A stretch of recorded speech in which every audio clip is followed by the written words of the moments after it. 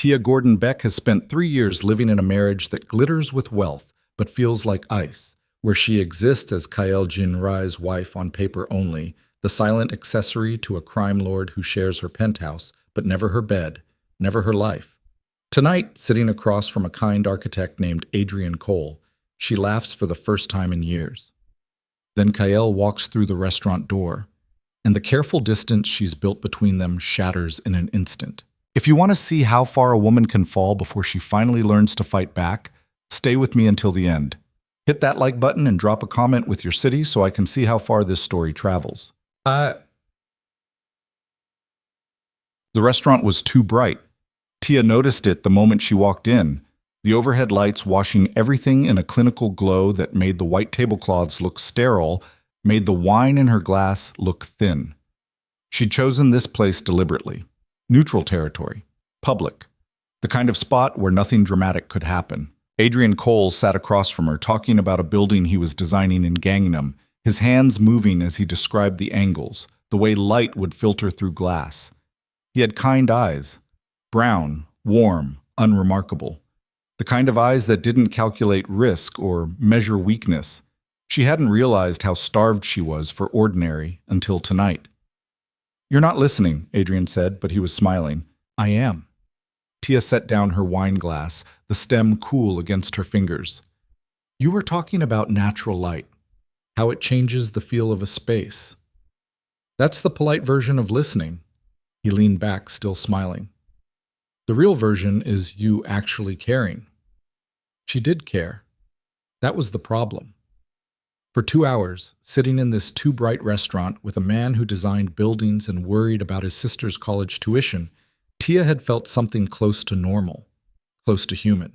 It wouldn't last. She knew that. But for now, she let herself pretend. "Tell me about the glass again," she said. Adrian laughed. A genuine sound, nothing performed about it. "You're humoring me." "Maybe." Her mouth curved slightly. "Or maybe I just like hearing someone talk about something that isn't business or leverage or—" She stopped. Adrian didn't know who she was married to. He knew her as Tia Beck, a woman who'd introduced herself at a charity art auction 3 weeks ago, who'd accepted his number with the kind of careful distance that suggested damage but not danger. He didn't know her last name was hyphenated for a reason. He didn't know the penthouse she returned to each night belonged to a man the prosecutors had been trying to indict for 8 years. He didn't know she was property. "Or what?" Adrian prompted gently. Tia picked up her wine glass again, buying time. Through the window behind Adrian, Seoul sprawled in layers of light. Neon signs, office towers, the smudge glow of traffic moving through rain-slick streets. Somewhere in that sprawl was the penthouse, the 40th floor, the place she'd learned to navigate like a prisoner learns their cell. "Or things that don't matter," she said finally. Adrian studied her for a moment, and she recognized the look. Concern, curiosity, the beginning of questions he was too polite to ask. She'd seen it before in the early days of the marriage, from people who'd tried to befriend her. They never lasted. Kael had a way of making people disappear from her life without ever issuing a direct threat.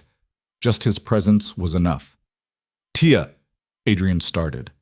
The air changed. She felt it before she saw anything, before she had logical reason to know.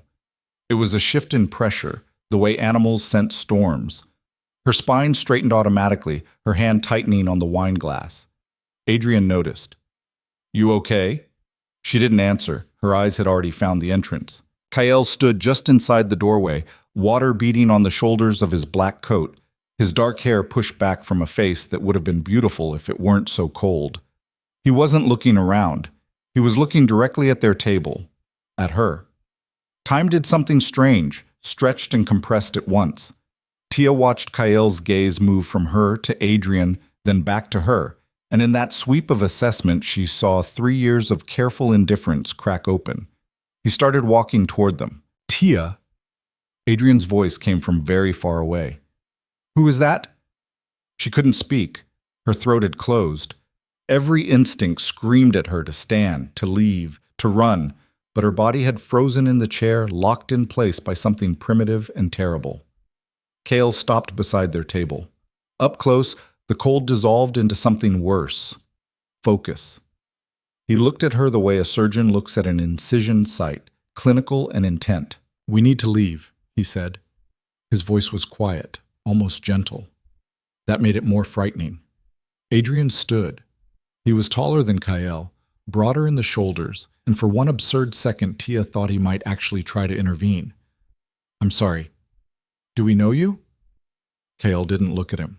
"Tia. Now." "She's in the middle of dinner," Adrian said, and there was an edge in his voice now, the kind of masculine posturing that came from not understanding the situation. "You can't just—" "Adrian," Tia found her voice. It came out steadier than she felt. "It's fine." "It's clearly not fine." Adrian was still standing, his body angled between her and Kyle in a gesture that would have been protective if it weren't so useless. "Who is this guy?" Kyle's expression didn't change, but something in his stillness shifted. He reached into his coat, not fast, not threatening, just a casual motion, and pulled out his phone. He tapped the screen once, then held it up so Adrian could see. Tia couldn't see the screen from her angle, but she watched the color drain from Adrian's face. "Jesus Christ," Adrian whispered. "Sit down," Kyle said. Not a command, just information. Adrian sat. Kyle pocketed his phone and finally looked at Tia. "Let's go." She should have refused. Should have stayed in her chair, finished her wine, made him drag her out physically so everyone in this too-bright restaurant could witness it. But the survival instincts carved into her over 3 years were stronger than pride. She stood. Her legs felt distant, not quite connected to her body. "Tia, wait!" Adrian reached for her hand. Kyle moved. Not violently, just a single step that put him between Adrian's reaching hand and Tia's body. He didn't touch Adrian. Didn't need to. The proximity alone was a threat. Adrian pulled his hand back like he'd been burned. "Sorry about dinner," Tia heard herself say. The words felt scripted, borrowed from some other version of herself who still believed in politeness. "I have to go." She walked toward the exit. Kyle fell into step beside her, not touching, not guiding, just there. Present in a way he hadn't been for 3 years. The restaurant door closed behind them, muffling the ambient noise. Outside, rain fell in steady sheets, turning the sidewalk into a mirror of reflected neon. A black car idled at the curb, exhaust rising in white plumes. Tia stopped walking. "Get in the car," Kyle said. She turned to face him. Rain soaked through her dress immediately, plastering the fabric to her skin, but she didn't move toward the car. "You don't get to do this." "Do what?" His face was unreadable in the rain, shadows pooling in the hollows of his cheeks. "Show up. Interrupt my life. Act like you have any right to—" Her voice cracked. She hated that. Hated the way 3 years of silence could break apart the moment he decided to pay attention. "Your life?" Kale stepped closer. Rain ran down his face, following the hard line of his jaw. "You're my wife." On paper. The words came out sharp, edged with 3 years of swallowed rage.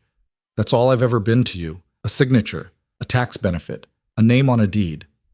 Something flickered across his expression. Too fast to identify, gone before she could catalog it. "Get in the car, Tia." "No!" The word felt enormous. She'd never said it to him before. Not directly. Not like this. Kyle went very still. "No? I'm not doing this anymore." Her hands were shaking. From cold or adrenaline or 3 years of compressed emotion, she couldn't tell. "I'm not going to sit in that penthouse waiting for you to remember I exist. I'm not going to be invisible." "You were never invisible." She laughed. The sound was ugly, broken. "I've been a ghost for 3 years. You made sure of that. Separate floors, separate lives. You didn't want a wife, Kyle. You wanted a tax write-off who knew how to stay quiet." "That's not—" He stopped. His jaw worked like he was physically restraining words. "What? That's not true?" Tia stepped closer to him, close enough that she had to tilt her head back to hold his gaze. "Then tell me. When's my birthday? What do I do on Thursday afternoons? What's my middle name?" He said nothing. "You don't know," she said softly, "because you never cared enough to ask." The rain fell harder. Water streamed between them, distorting the lights, turning the world into watercolor. "I know," Kale said finally, "that you go to the gallery on Thursdays. I know your middle name is Rose, after your grandmother who raised you in Edinburgh. I know your birthday is August 7th, And last year you spent it alone because I was in Tokyo, and you cried in the bathroom for 20 minutes before you pulled yourself together. Tia's breath stopped. I know you take your coffee black in the morning, but add cream after lunch. I know you sleep on the left side of the bed even though you have the whole mattress to yourself. I know you read on the balcony when you think no one's watching, and you underline passages that make you feel less alone. His voice was still quiet, still controlled, but something underneath it had teeth. I know you, Tia. I've always known you. Her chest felt tight. Then why? Because knowing you made me weak. The words came out flat, factual, and I couldn't afford to be weak. The admission sat between them like something alive. Get in the car, Kael said again. Softer this time. Please. Tia looked at the car, then back at him. Rain had soaked through his coat, turning the black fabric darker. His hair dripped water into his eyes. He looked almost human like this, vulnerable in a way she'd never seen him. It would be so easy to get in the car, to let this night end the way 3 years of nights had ended, with her returning to the penthouse, to her floor, to the careful distance that kept them both safe. But something in her had broken tonight. Broken or woken up. She wasn't sure which. No, she said. She turned and started walking. The rain swallowed the sound of her heels on pavement. Behind her, she heard nothing. No footsteps, no car door, no voice calling her back. She'd made it half a block before her phone buzzed. She pulled it out with numb fingers, water streaming across the screen. One message. From Kael. You can walk away tonight, but you're still mine. And tomorrow, we're going to talk about what that means. Her hand shook as she read it, then read it again. She should throw the phone into the gutter, should block his number, pack her things, disappear into the city before he could stop her. Instead, she typed one word back, no. The response came immediately. Yes. Tia stared at the screen, rain blurring the letters. Then she started walking again, faster now, her wet dress clinging to her legs with each step.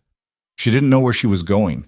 Away from the restaurant, away from the black car still idling at the curb, away from the man who'd just proven he'd been watching her all along. Her phone buzzed again. She didn't look at it. The penthouse was dark when she finally made it home. Tia stood in the elevator, water pooling around her shoes, watching the floor numbers climb. 35, 38, 40. The doors opened directly into the entrance hall, a security feature Kael had insisted on, along with the biometric locks and the panic room hidden behind the master closet. The space smelled like expensive nothing. That was how she'd started thinking of it, the scent of places where people didn't actually live, just existed between transactions. She kicked off her heels and walked barefoot across marble that cost more per square foot than most people's monthly rent. Her floor was the 39th. Kael's was the 40th. They'd established that division the first week of marriage, and she'd never violated it until tonight. Tia walked past the stairwell that led down to her rooms. She kept walking until she reached the elevator that went up. The biometric scanner blinked at her. She pressed her thumb against it, not expecting it to work. Kael had never given her access to his floor. The scanner beeped. The elevator doors opened. Tia stepped inside before she could reconsider. The 40th floor was as cold as she'd imagined.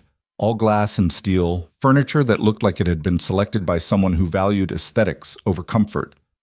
Floor-to-ceiling windows showed Seoul spread out below, the rain making the city lights blur into impressionist smears. Kyle stood at the window, still in the wet coat, a glass of something amber in his hand. He didn't turn when she entered. You used the elevator. You gave me access 3 months ago. He took a drink. I wondered if you'd ever use it. Tia's pulse hammered in her throat. Coming up here was stupid, reckless, everything she'd spent 3 years not being. Why? The question came out harder than she meant. Why give me access if you didn't want me here? Kyle turned finally. His face was shadowed, backlit by the city. Who said I didn't want you here? You did. Every single day for 3 years, every locked door, every business trip, every night you chose anywhere but... She stopped, pressing her palm against her chest like she could physically hold the words back. Why tonight? Why show up at that restaurant? You know why. Spell it out for me. He set down the glass with controlled precision. You were on a date. So? with someone who isn't me. The possessiveness in his voice should have made her angry. Instead, it lit something else, something that had been suffocating under 3 years of neglect. "You don't get to be jealous," she said. "You don't get to ignore me for 3 years and then act like I betrayed you by having dinner with someone who actually wants to talk to me." "I never said you betrayed me." "Then what was tonight?" Cale moved away from the window, closing the distance between them with measured steps. He stopped just outside her personal space, close enough that she could smell rain and whatever expensive cologne he wore, far enough that she could still breathe. "Tonight," he said quietly, "was me remembering why I kept my distance. Because you don't want me. Because I want you too much." The admission landed like a physical blow. Tia felt her breath catch, felt the world tilt slightly sideways. "That's not—" She shook her head, trying to clear it. "You're lying." "Am I?" He lifted one hand, not touching her, just raising it so his fingers hovered near her jaw. "If I didn't want you, why would I know about the Thursday gallery visits? About the books you underline? About the 20 minutes you cried on your birthday? Surveillance isn't the same as caring. It's all I could afford to give you." His hand dropped. "Wanting you, being close to you, it makes me weak. And in my world, weakness gets people killed. That's a convenient excuse. It's the truth." Tia felt something crack open in her chest, fury or grief or 3 years of accumulation. "You're a coward." His expression didn't change, but she saw his shoulders tighten. "Yes." The agreement caught her off guard. She'd expected denial, deflection, not this raw honesty. "So what now?" Her voice came out smaller than she wanted. "You're just going to go back to ignoring me? Pretend tonight didn't happen?" "No." Cale's eyes were dark, unreadable. "Now I'm going to tell you the truth. All of it." "Which is?" "That I've wanted you since the day my father arranged this marriage. That every night I stay on this floor instead of yours is a choice I force myself to make. That watching you build a life without me has been the most effective torture I've ever experienced." He paused. "And that seeing you with someone else tonight made me realize I'd rather risk everything than keep pretending I don't care." Tia's hands were shaking again. You can't say things like that after 3 years of nothing." "I know. You can't expect me to believe you." "I don't." He stepped closer, finally entering her space. "But I'm asking you to let me prove it." She should step back, should leave, should protect herself from whatever this was, confession or manipulation or 3 years of loneliness, making her susceptible to words that might mean nothing tomorrow. But she didn't move. "How?" The word barely made it past her lips. Kyle reached up slowly, giving her time to pull away. When she didn't, his fingers touched her jaw, barely contact, just the ghost of pressure. His thumb traced the line of her cheekbone. "By being what I should have been from the start," he said. "Your husband. Not just on paper." Her breath stuttered. His hand was warm against her rain-cold skin, and she hated how much she wanted to lean into the touch, how starved she was for this kind of contact. "And if I say no," she whispered, "then I'll let you go." His thumb stilled. "But I don't think you want to say no." He was right. That was the terrifying part. 3 years of distance should have killed whatever feeling she'd had for him, should have left her immune to this. But standing here with his hand on her face and his body close enough to feel the heat of him, she realized the truth. She'd never stopped wanting him. She'd just learned how to bury it. "One chance," she heard herself say. "You get one chance to prove this isn't just another way to control me." "Done." "I'm serious, Cale. One chance. If you disappear again, if you go back to treating me like furniture—" "I won't." "You don't know that." "Yes," he said quietly. "I do." His certainty should have comforted her. Instead, it made her aware of how little certainty she had. About him, about this, about what she was agreeing to. But she was so tired of being alone in a marriage, so tired of silence and separate floors and pretending she didn't care. "Okay," she whispered. Something changed in Kyle's expression, not quite a smile, but close. Relief, maybe? Or victory? She couldn't tell which. He leaned in slowly, giving her every opportunity to pull back. When she didn't, his mouth brushed hers. Gentle, questioning, nothing like the possessive intensity she'd expected. The kiss lasted 3 seconds, maybe 4. When he pulled back, Tia's heart was trying to break through her ribs. "Tomorrow," Kyle said, his voice rough. "We start over. Really start." "Okay." He stepped back, putting space between them again. The loss of contact felt physical. "Go downstairs," he said. "Get some sleep. We'll talk in the morning." It was a dismissal.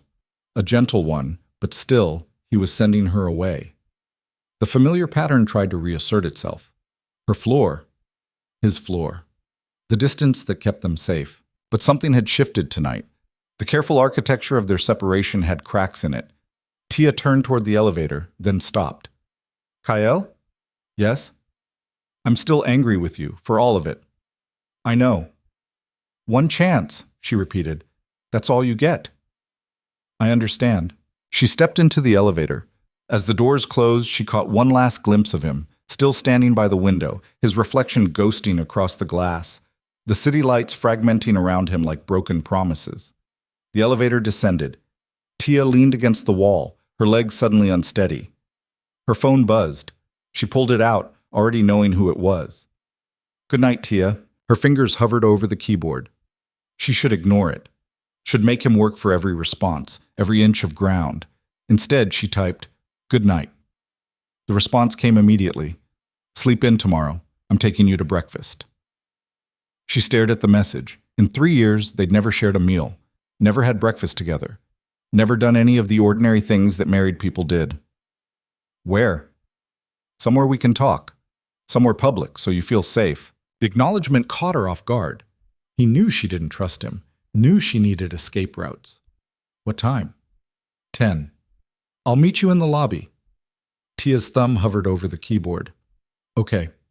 She waited, but no more messages came. Slowly, she pocketed the phone and walked to her bedroom, the one she'd occupied alone for 3 years, the one that had never felt like home. Tomorrow, she thought. Tomorrow they'd try again. She wasn't sure if that made her hopeful or stupid, maybe both.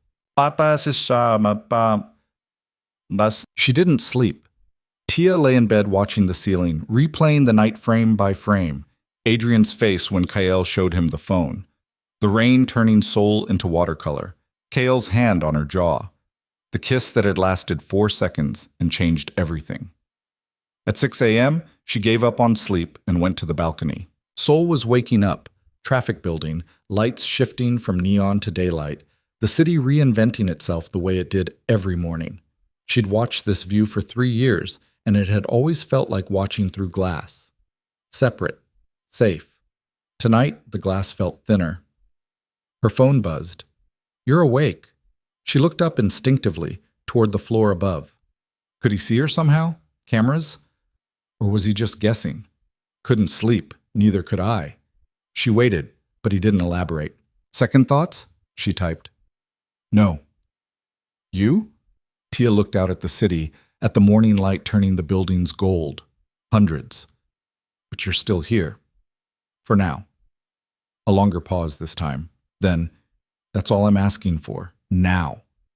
She pocketed the phone and went inside to shower, to try to make herself look less like someone who'd spent the night staring at a ceiling and more like someone in control. The mirror showed the truth. Dark circles under her eyes, hair tangled from rain and restless sleep. The imprint of Kyle's thumb still seemed to burn on her cheekbone, even though hours had passed. She looked like someone on the edge of something. She wasn't sure if it was disaster or possibility. Maybe both. At 9:30, she dressed carefully. Not the armor she wore to Kyle's business functions, but not casual either. Something in between. A gray dress that looked effortless but wasn't. Minimal jewelry, hair pulled back. She studied her reflection one more time. The woman looking back at her was someone she barely recognized. Not the girl who'd agreed to marry Kyle 3 years ago. Not the ghost who'd learned to navigate the penthouse in silence. Someone new. Someone who'd said no to a crime lord and lived to see morning. At exactly 10 o'clock, Tia stepped into the elevator. The lobby was empty except for the security guard who nodded at her without expression. She'd learned not to try making conversation with Kyle's people. They were polite, professional, and completely impenetrable. Kyle stood near the entrance, dressed in charcoal gray, his hands in his pockets. He looked tired, the kind of tired that came from not sleeping, not from physical exertion. When he saw her, something in his expression shifted. Not quite a smile, but close. "You came," he said. "I said I would." "You also said no to getting in the car last night." His mouth curved slightly. "I wasn't sure you'd keep your word today." "I keep my promises." She kept her voice level. "Even when other people don't." The jab landed. She saw it in the way his jaw tightened. "Fair," he said quietly. Then, "The car's outside. Unless you'd rather walk." "Where are we going?" "Somewhere quiet. Somewhere we can talk without—" He gestured vaguely at the lobby, the security guard, the invisible infrastructure of surveillance that surrounded them. "Without all this." Tia studied him. He looked sincere, but she'd learned over 3 years that sincerity and truth weren't always the same thing. "Public," she said. "You promised public." "Yes." "And I can leave whenever I want." "Yes." She nodded once. "Okay." The car was the same black sedan from last night, idling at the curb with exhaust rising in white plumes. The driver opened the door without speaking. Tia slid inside. Kyle followed, maintaining a careful distance between them on the seat. They rode in silence through morning traffic, the city sliding past the tinted windows. Tia watched the streets, mapping their route instinctively, a habit she'd developed early in the marriage, always knowing where she was, always having exit strategies. They ended up in Bukchon, at a small cafe tucked between traditional Hanok houses. It was the kind of place tourists found by accident, locals guarded jealously. Quiet, intimate, but genuinely public, tables on the street, people walking past, escape routes on every side. Kael had kept his word. They sat outside. The morning was cool, the air still carrying traces of last night's rain. Tia ordered coffee. Kael ordered the same. For a long moment, neither of them spoke. "I don't know how to do this," Kael said finally. Tia looked at him. "Do what?" "Be—" He gestured between them. "This. A husband. Someone you can trust." "Then why are we here?" "Because I want to learn." He met her eyes. "And because you deserve better than what I gave you." The admission sat between them, raw and uncomfortable. "Why now?" Tia asked. "What changed?" "Seeing you with him." Kael's voice went flat. "Seeing you laugh. Seeing you look at someone else the way you used to look at me before I—" He stopped. "Before you what?" "Before I made you disappear." The words landed hard, true in a way that hurt. "I tried," Tia said quietly. "In the beginning, I tried to make this work. I tried to be what you needed. But you made it clear you didn't need anything from me except silence." "I know." "So what's different now, besides jealousy?" Kael was quiet for a moment. When he spoke again, his voice was careful, measured. "My father wants to retire, which means the family business becomes mine. Officially." Tia's stomach dropped. "And you need me to play the supportive wife, is that what this is?" "No." He leaned forward. "I need you to decide if you want to be part of that world. Really part of it.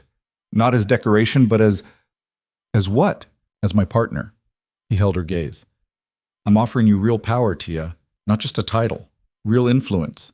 Real control over parts of the organization." She felt her pulse kick up. "Why?" "Because you're sharper than half the people I work with. Because you see things they miss. Because in 3 years of watching you navigate a world that should have broken you, you never once bent." He paused. "And because I don't want to do this without you anymore." It was the closest thing to a love confession she'd ever heard from him, and it was wrapped in business terms, in offers of power and control. It was very Kael. "What if I say no?" Tia asked. "Then I'll give you a divorce. Full settlement, enough money that you never have to think about finances again. Your freedom clean and complete." Her breath caught. "You're serious?" "Yes." "And if I say yes?" "If, then we rebuild this marriage into something real, something equal." His voice dropped. "And I'll spend however long it takes proving to you that I meant what I said last night." Tia looked down at her coffee, watching steam rise and dissipate. 3 years ago, she would have said yes immediately, would have taken any scrap of attention he offered. But 3 years had taught her something important. Words were cheap. Only actions mattered. I need time, she said finally, to think about this. How much time? I don't know. She met his eyes. But I'm not making this decision in one morning over coffee. Kale nodded slowly. Fair. And while I'm thinking, no more surveillance. No more watching me without my knowledge. If you want to know something about me, you ask. Directly. Agreed. And no more disappearing. If you're in, you're actually in, not just when it's convenient. Understood. She studied him, looking for cracks in the facade. For signs this was another manipulation. But all she saw was exhaustion and something that looked almost like hope. Okay, she said. Okay. I'll think about it. The relief in his expression was genuine. He reached across the table, his hand stopping just short of hers, an offer, not a demand. Tia looked at his hand. Then slowly, she placed hers in it. His fingers closed around hers carefully, like she was something fragile. They sat like that for a moment, connected by touch, separated by 3 years of damage. Then Tia's phone rang. She pulled her hand back and checked the screen. Unknown number. I should answer it, Kael said. She did. Mrs. Jinrae? The voice was male, smooth, unfamiliar.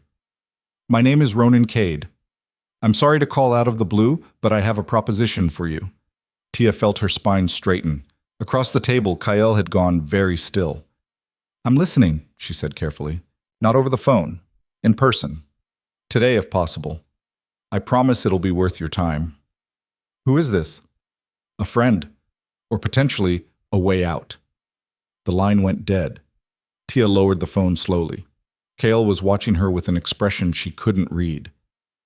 Who was it? He asked, but something in his voice said he already knew. Someone named Ronan Cade. Kael's face went blank, controlled, dangerous. What did he want? His voice was very quiet. To meet. To talk. He said, she hesitated. He said he had a way out. The silence between them felt like glass about to shatter. Then Kael stood, his movements controlled but tight with suppressed violence. We're leaving, he said. Now. Kael, that call wasn't random, Tia. Ronan Cade doesn't do anything random. And if he's reaching out to you... He stopped, his jaw working. We need to go. Please. The please broke through her resistance. She stood. They walked to the car in silence. The morning felt different now, darker, despite the sunlight. Tia could feel tension rolling off Kael in waves. As the car pulled away from the curb, Tia looked back at the cafe, at the table where they'd sat, at the coffee growing cold in abandoned cups. They'd been so close to something, some kind of breakthrough, and now a stranger's phone call had shattered it. Who is Ronan Cade? She asked quietly. Kael stared out the window. When he finally spoke, his voice was empty of everything except fact. My father's rival, and the one person in Seoul who could destroy everything I'm trying to build. Tia's hands clenched in her lap. And he just called my wife, Kael continued, still not looking at her, which means he knows exactly where to hit me. The car accelerated, merging into traffic. Tia felt the world shifting under her, the fragile piece of this morning cracking apart, something larger and more dangerous sliding into its place. She'd asked for one chance. She was starting to realize one chance might not be enough. Not in this world. Not with what was coming. The penthouse felt like a trap. Tia stood in the living room, her living room, the 39th floor, while Kael paced near the windows, his phone pressed to his ear. He'd been making calls for 20 minutes, his voice low and clipped, speaking in Korean too fast for her to follow. She caught fragments. Names she didn't recognize. Locations. The word for now repeated 3 times. When he finally lowered the phone, his face was carved from stone. Pack a bag, he said. What? Enough for a few days, we're leaving the city. Tia felt her spine lock. No. Kael turned to face her fully. This isn't a request.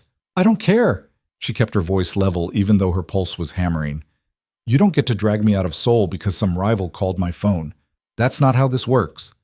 You don't understand what Ronan Cade is capable of. Then explain it to me. She stepped closer, closing the distance between them.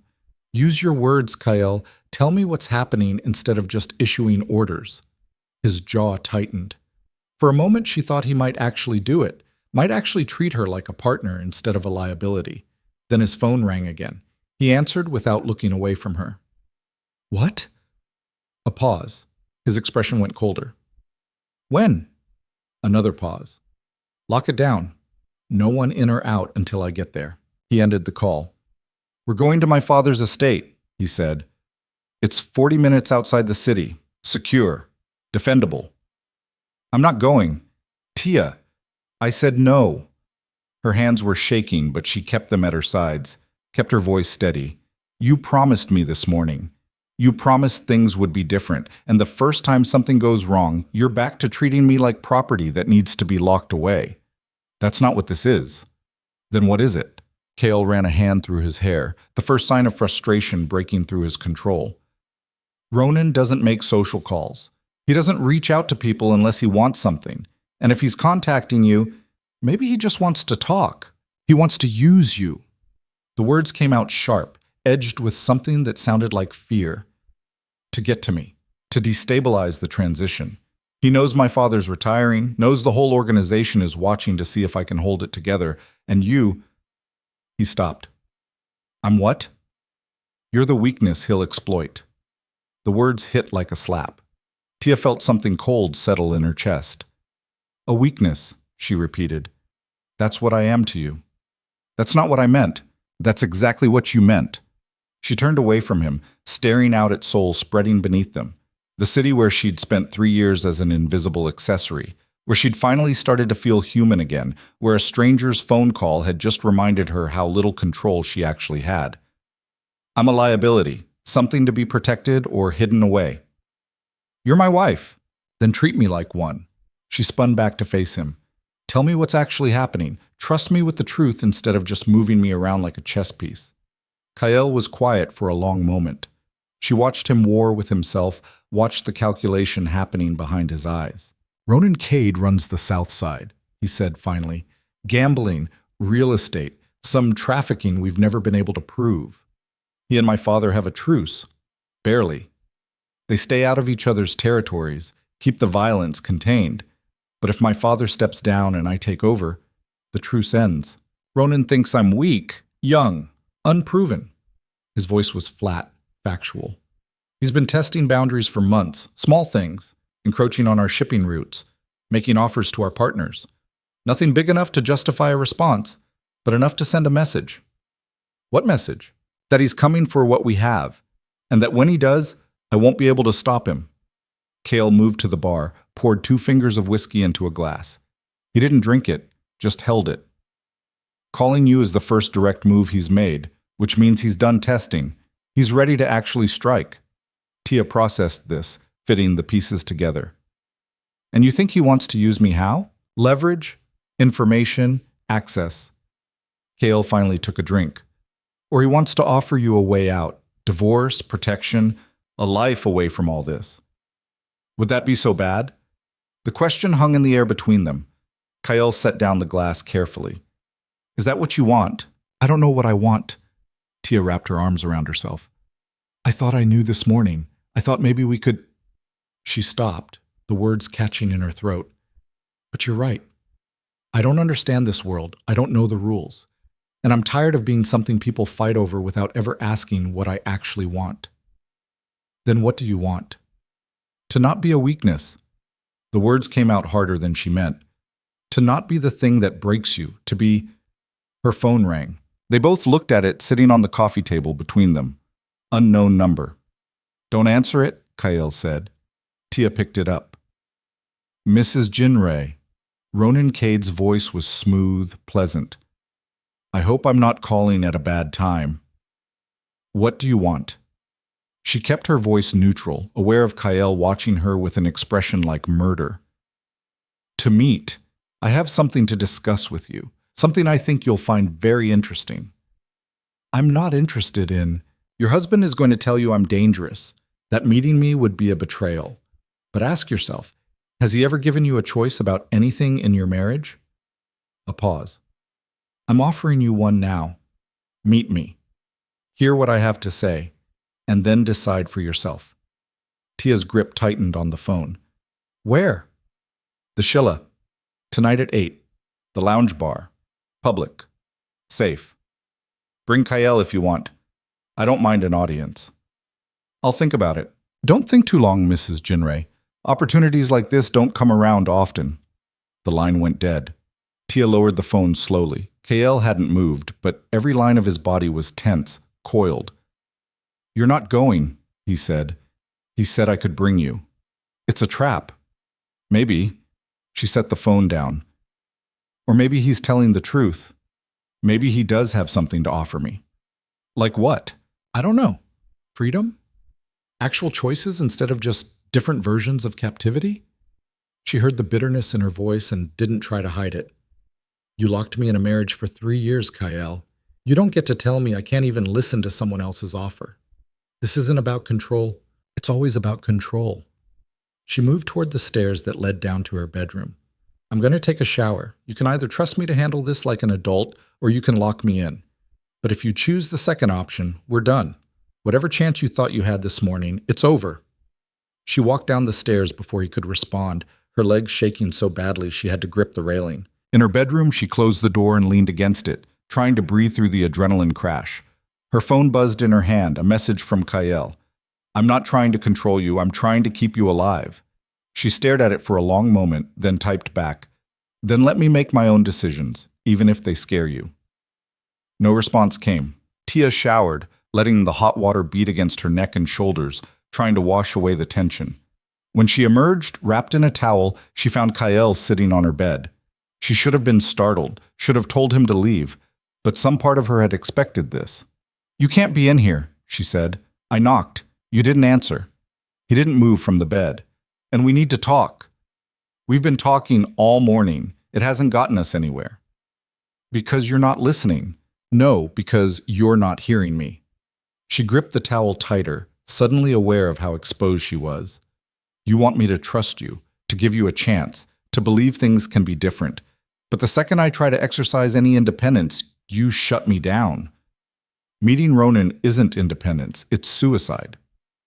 That's my choice to make. Kyle stood slowly. Not if it gets you killed. Why do you care? Question burst out of her before she could stop it. You've spent 3 years not caring. Why does it matter now? He crossed the space between them in 3 strides. His hands came up to frame her face, his touch firm but not painful. Because I was wrong, he said, his voice raw. Because I wasted 3 years trying to protect us both by keeping distance, and all I did was make you think you didn't matter.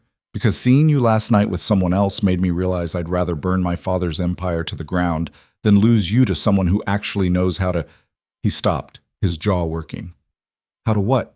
Tia whispered. How to show you you're worth fighting for. Her breath caught. His face was inches from hers, his eyes searching hers with an intensity that felt like being seen for the first time. I don't know if I believe you, she said. I know. I don't know if I can trust this. I know that too. Then why? He kissed her. Not gentle like last night. This was desperate, raw. 3 years of want compressed into contact. His hands slid from her face into her wet hair, tilting her head back. Her hands came up instinctively, gripping his shoulders, the towel slipping slightly. She should stop this, should push him away, should maintain the boundaries she'd barely started to establish. Instead, she kissed him back. It felt like falling and fighting at the same time. His mouth was hungry, demanding, and she met him with equal force, biting his lower lip hard enough that he made a sound low in his throat, his hands tightening in her hair. They broke apart, breathing hard.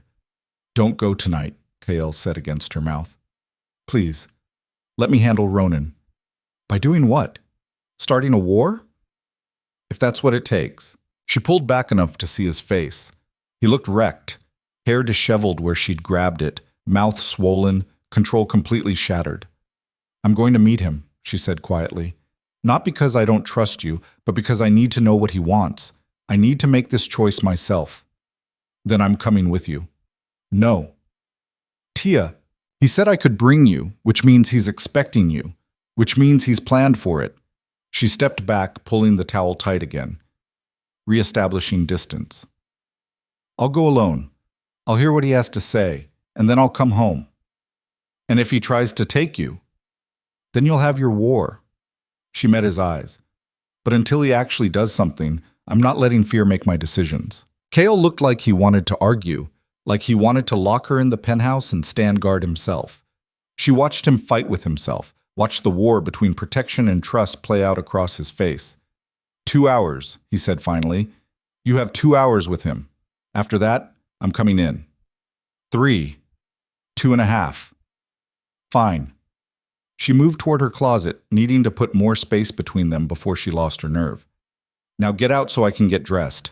He didn't move immediately, just stood there, looking at her like he was memorizing her face. Kyle, if anything happens to you, it won't. If it does, there won't be enough of Ronan Cade left to identify. The words should have sounded like posturing. Instead, they sounded like a promise.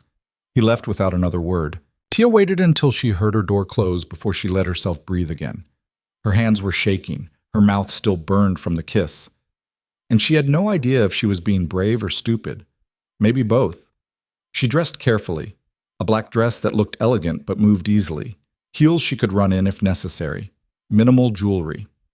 She studied herself in the mirror and saw someone who looked far more confident than she felt. Her phone buzzed. I'm having you followed. Not because I don't trust you, because I don't trust him. She stared at the message, then typed, I know. Because of course he would. Because that was who Kyle was. Someone who controlled situations, who planned for every contingency, who couldn't help trying to protect what was his. The question was whether she was willing to live with that. At 7:30, Tia took the elevator down to the lobby. A different car waited, not the black sedan, but a sleek silver one. The driver was a woman this time, young and professional. Mrs. Jinrei, she said with a slight bow, I'll be taking you to the Shilla. Tia slid into the back seat. As they pulled away from the curb, she looked up at the penthouse tower, at the windows glowing 40 floors up. Kyle would be watching. She knew that. The question was whether he'd be able to let her go. The Shilla Hotel rose like a palace against the Seoul skyline, all traditional architecture and modern luxury. The lounge bar was elegant, understated, low lighting, quiet music, the kind of place where important people met to discuss important things. Ronan Cade sat alone at a corner table, his back to the wall. He stood when he saw her, and Tia revised every assumption she'd made. He wasn't what she'd expected. Where Kyle was dark and angular, all sharp edges and controlled menace, Ronan was warm. Golden brown hair, a face that would have looked at home on a movie screen, wearing a suit that looked expensive without being ostentatious. When he smiled, it reached his eyes. Mrs. Jinrei. He extended a hand. Thank you for coming. His grip was firm but not aggressive.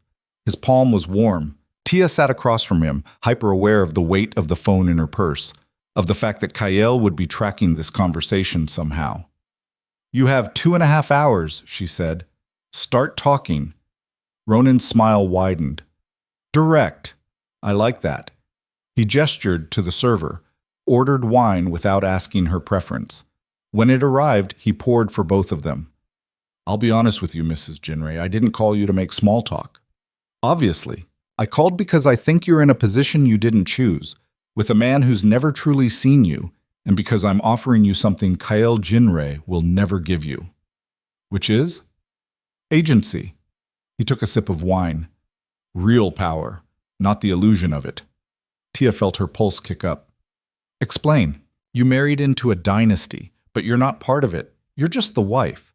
The pretty face at events, the signature on documents when they need your legal approval.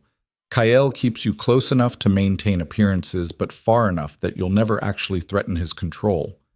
Ronan leaned forward. I'm offering you the opposite. A real seat at the table. Real authority, real respect. In exchange for what? Information, access. Your cooperation in undermining Kyle's transition. There it was, the truth laid bare. Tia sat back, processing. You want me to betray my husband. I want you to choose yourself. His voice was gentle, reasonable. Kyle's had 3 years to make you a partner. Instead, he's kept you isolated, controlled, dependent. You think that changes because he suddenly got jealous? Men like him don't change, Mrs. Jinrei. They just get better at hiding who they are. You don't know him. I know his type. And I know that the only reason he's paying attention to you now is because someone else showed interest. That's not love, that's possessiveness. The words hit harder than they should have, because they were at least partially true. Why me? Tia asked. Why not go after Kyle directly? Because you're smarter than he gives you credit for. Because you have access he can't revoke without looking weak. And because Ronan's expression shifted into something that looked almost like sympathy. I think you deserve better than what he's given you. Tia picked up her wine glass, buying time. The wine was excellent. French, probably obscenely expensive. Everything about this moment was designed to make her feel valued, seen, important. It was working, and that scared her. What exactly are you offering? She asked. Partnership in my organization, real position, real salary, real power. Help me destabilize Kyle's transition, and when the dust settles, you'll have independence, money, freedom to actually choose your own life. And if I say no? Ronan shrugged. Then you go back to your gilded cage, back to a man who claims to want you but can't stop trying to control you, back to being invisible. Tia's hands tightened on the wine glass. You're assuming I'm unhappy. Aren't you? She didn't answer. 3 years, Ronan said quietly. 3 years of separate floors, of being alone in a marriage, of watching your husband build an empire while treating you like furniture. You're telling me you're happy with that. Happiness isn't the only consideration. No, but it should be one of them. He refilled her glass even though she'd barely touched it. I'm not asking you to decide tonight. I'm just asking you to consider that there are other options, that you don't have to settle for a man who only values you when he's afraid of losing you. Tia's phone buzzed in her purse. She ignored it. How do I know you're any different? She asked. How do I know this isn't just you using me the same way Kyle has? You don't. Ronan's honesty was disarming. But here's the difference.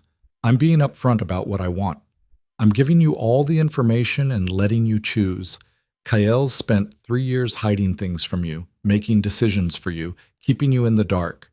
Even now, I guarantee he's having you followed, probably listening to this conversation somehow, because he can't help himself. He was right. Tia knew he was right. Her phone buzzed again, insistent. You should check that, Ronan said. I don't want to get you in trouble. The casual condescension in the words, the implication that she was a child who might face consequences, made something sharp twist in her chest. She pulled out her phone. 7 messages from Kyle. Where are you sitting? I can see the bar, but not you. Tia, answer me. Which table you've been in there 45 minutes? Are you okay? Answer your phone or I'm coming in. She typed back. I'm fine. Stop. The response was immediate. Time's almost up. She checked her watch. She'd been here 53 minutes, still had 97 left by their agreement, but Kyle couldn't wait, couldn't trust her, couldn't let her have even this much independence. Ronan was watching her with knowing eyes. He's panicking, isn't he? It's been less than an hour, and he's already threatening to pull you out, to override your choice, to remind you that you're not actually free. Ronan's voice was gentle, sympathetic. That's what the rest of your life looks like, Mrs. Jinray. Short leashes and constant surveillance and a man who'll always put his need for control over your need for autonomy. Tia set her phone face down on the table. What specifically do you want from me? Access to Kyle's schedule, information about the transition, who's loyal, who's wavering, details about security protocols. He counted them off calmly, like they were grocery items. In exchange, I'll set up an account in your name. Switzerland, 10 million to start. More as the information proves useful. 10 million. The number was staggering. More money than Tia had ever imagined having control over. Real independence, real power, real betrayal. I need time to think about this, she said. Of course, but not too much time. The transition happens in 3 weeks. After that, the opportunity closes. 3 weeks. 3 weeks to decide if she was going to betray her husband or stay trapped in a marriage that felt more like captivity than partnership. Her phone buzzed again. She flipped it over. I'm coming in. You've had enough time. She checked her watch. 72 minutes. Almost an hour short of their agreement. Something cold settled in her chest. She looked up at Ronan. He's coming. Let him. Ronan settled back in his chair, completely relaxed. I'm happy to say hello. This was a setup. No, but I expected he wouldn't be able to stay away. Men like Kyle, they can't help themselves. They see their possessions being threatened and they have to assert dominance. Tia started to stand. I should go. Or you could stay. Make him come to you. Show him you're not something he can just recall when it's convenient. She hesitated, caught between impulses. Then she saw Kyle cutting through the bar toward their table, his face carved from ice, and she knew staying would turn this into a scene. She stood quickly. I have to go. Think about my offer, Mrs. Jinrei. Ronan remained seated, maddeningly calm. And remember, you always have choices, even when someone's trying to convince you that you don't. Tia walked away before Kyle reached the table. She saw his trajectory shift, tracking her instead of confronting Ronan. She made it to the lobby before he caught up, his hand closing around her upper arm. Not hard, but firm. We're leaving, he said. She jerked her arm free. Don't grab me. You said 2.5 hours. It's been 75 minutes. You couldn't even give me the time we agreed on. His jaw was tight, a muscle jumping. You were meeting with someone who wants to destroy everything I've built. You're goddamn right I came early. Because you don't trust me. Because I don't trust him. It's the same thing. Tia started walking toward the exit. You can't even let me have a conversation without hovering, without tracking me, without... She stopped on the sidewalk outside the hotel, suddenly exhausted. The adrenaline that had carried her through the meeting was crashing, leaving her hollow. Kale stood behind her, close but not touching. What did he offer you? Does it matter? Yes. She turned to face him. Under the hotel lights, he looked dangerous, all sharp edges and barely contained violence. But his eyes were afraid. Money, she said. Power. Independence. Everything you've never given me. His expression didn't change, but something in his stillness shifted. And are you taking it? I don't know. The honesty seemed to hurt him more than a lie would have. She watched him process it, watched him fight whatever response wanted to surface first. If you want those things, he said finally, his voice carefully controlled, I'll give them to you. You don't need to sell information to Ronan Cade to have, it's not about what you'll give me, it's about what I can take myself, what I can control, by betraying me. Is it betrayal if you never trusted me in the first place? The question landed hard. She saw it in the way his hands clenched, the way his shoulders tightened. I do trust you, he said. No, you don't. You track me. You follow me. You can't even let me finish a meeting without bursting into... She stopped, pressing her palms against her eyes. I'm so tired, KL. I'm so tired of fighting for scraps of autonomy, of having to justify every choice, of being something you guard instead of someone you partner with. Then tell me how to fix it. I don't think you can. The words hung between them, brutal in their simplicity. Kale was quiet for a long time. When he finally spoke, his voice was raw. If you choose him, if you choose Ronan's offer over staying with me, I won't stop you. She looked up sharply. What? I won't lock you away. Won't force you. Won't... He stopped, his throat working. I'll let you go, cleanly. Whatever money you need, whatever protection. I'll make sure you're safe, and then I'll let you walk away. Tia felt something crack in her chest. Why? Because the only thing worse than losing you would be keeping you against your will and watching you hate me for it. His eyes met hers, and they were devastated. So choose, Tia. Choose what you actually want, not what I'm offering, not what Ronan's offering, what you want. Her hands were shaking. I don't know. Then figure it out. You have 3 weeks before the transition. Take all 3 if you need them. He stepped back, putting space between them. But know that whatever you choose, I meant what I said this morning. I want to be your husband, really be it, and I'm willing to do whatever that takes. A car pulled up to the curb, the black sedan. Go home, Kyle said. I need to deal with something. Deal with what? Ronan Cade just made a move on my wife in a public place. I need to respond. Fear spiked through her. Kyle, don't... I'm not going to start a war. Not yet. His expression was unreadable. But I need to make it clear that you're not available for recruitment and that next time he contacts you, there will be consequences. He's going to call again? Yes. How do you know? Kale's mouth curved without humor. Because that's what I do. He made the offer. Now he'll give you time to think about it. Let you get comfortable with the idea. Then he'll reach out again, sweeten the deal, make it harder to refuse. He opened the car door for her. Go home. Get some sleep. We'll talk in the morning. Tia slid into the car, her mind spinning. As the driver pulled away from the hotel, she looked back. Kale stood on the sidewalk, hands in his pockets, watching the car disappear into traffic. Then he turned and walked back into the hotel. Toward Ronan. Tia's phone buzzed. A message from an unknown number. He's going back to threaten me. To posture. To remind me he's dangerous. But that doesn't change the offer, Mrs. Jinrei. You still have a choice. And the clock is still running. She stared at the message, then looked out the window at Seoul streaming past. 3 weeks, $10 million. Real power or familiar captivity. A husband who claimed to want her but couldn't stop controlling her. A stranger who offered freedom but demanded betrayal. She closed her eyes and tried to imagine what choosing herself would actually look like. When she opened them again, the penthouse tower was rising ahead, 40 floors of glass and steel that had been her prison for 3 years. Or her home. She still couldn't decide which.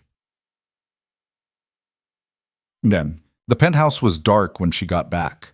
Tia rode the elevator up, her exhaustion so complete she felt hollow. On her floor, she found a note taped to her door. I'll be gone most of the night. Don't wait up. K. She crumpled the note and went inside. Her bedroom felt too empty, too quiet. She changed into pajamas mechanically, washed her face, tried to convince herself to sleep. Instead, she found herself climbing the stairs to Kael's floor. The space was empty, as she'd known it would be. She walked through it slowly, seeing it properly for the first time. The furniture was expensive but impersonal, nothing that suggested anyone actually lived here. No photos, no books, no signs of a human life, just like her floor. They'd each built careful, empty spaces, separate but equally hollow. Tia stood at the window where Kael had stood last night, looking out at Seoul. From this height, the city looked almost peaceful, clean, organized. She knew it wasn't. Knew that beneath the ordered lights and geometric streets was chaos, violence and corruption and power struggles that played out in blood. Knew that she was standing in the middle of one of those struggles now. Her phone buzzed. Another unknown number. She answered. Mrs. Jinrei, it's Ronan. I hope I'm not disturbing you. Kael just left your hotel. What did you say to him? Say to the truth, that I'm interested in you, that I think you're wasted on him, that if he can't see your value, someone else will. You're trying to provoke him. I'm giving him a chance to step up, to actually be what you need. And if he can't, Ronan's voice was warm, sympathetic. Then you deserve better. Stop calling me. I will, after this. I just wanted to say one more thing. Tia waited. You asked how you could trust that I'm different, that I won't just use you the same way Kael has. A pause. The answer is you can't. Trust is earned, not given. But here's what I can tell you. I see you as an asset, yes, but also as a person with agency, with value beyond what you can do for me. Kael sees you as property. There's a difference. You don't know what he sees. Don't I? He tracked you tonight, burst into our meeting 75 minutes in instead of the agreed 2.5 hours. He can't let you make decisions without supervision. That's not partnership, Mrs. Jinrei. That's ownership. Tia's grip tightened on the phone. Think about it, Ronan said gently, and call me when you're ready to discuss details. The offer stands. 10 million, real power, real choice. He hung up. Tia stood at the window for a long time, phone still pressed to her ear, listening to silence. Below, Seoul glittered with 1,000 lies.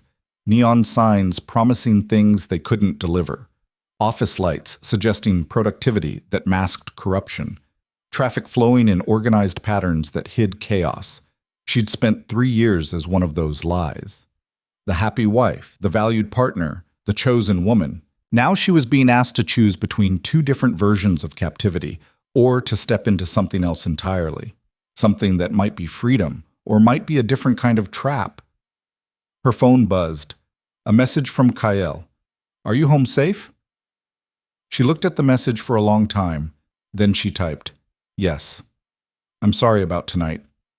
I know. We need to talk, really talk, about what you want, what this could be. Tomorrow. Tomorrow, he agreed. Tia pocketed her phone and walked back downstairs to her own floor, to her own empty bedroom. She lay in the dark, watching shadows move across the ceiling, and tried to imagine a future where she wasn't choosing between different versions of the same cage. Somewhere in the city, Kyle was doing whatever he did when someone threatened what was his. Somewhere in the city, Ronan was planning his next move. And she was in the middle, being fought over by men who claimed to value her but couldn't help trying to control her. 3 weeks. $10 million. Freedom or loyalty, safety or agency. She closed her eyes and waited for morning, knowing that when it came, she'd be one day closer to a choice that would change everything, knowing that no matter what she chose, someone would be destroyed by it, maybe even herself. The penthouse felt different when they returned. Tia couldn't pinpoint what had changed. The furniture sat in the same positions. The afternoon light fell through the windows at the same angle it always did. The marble floors gleamed with the same cold perfection. But something in the air had shifted. The space that had felt like a gilded cage now felt like a trap about to spring. Kale moved through the entrance hall without speaking, his phone already pressed to his ear.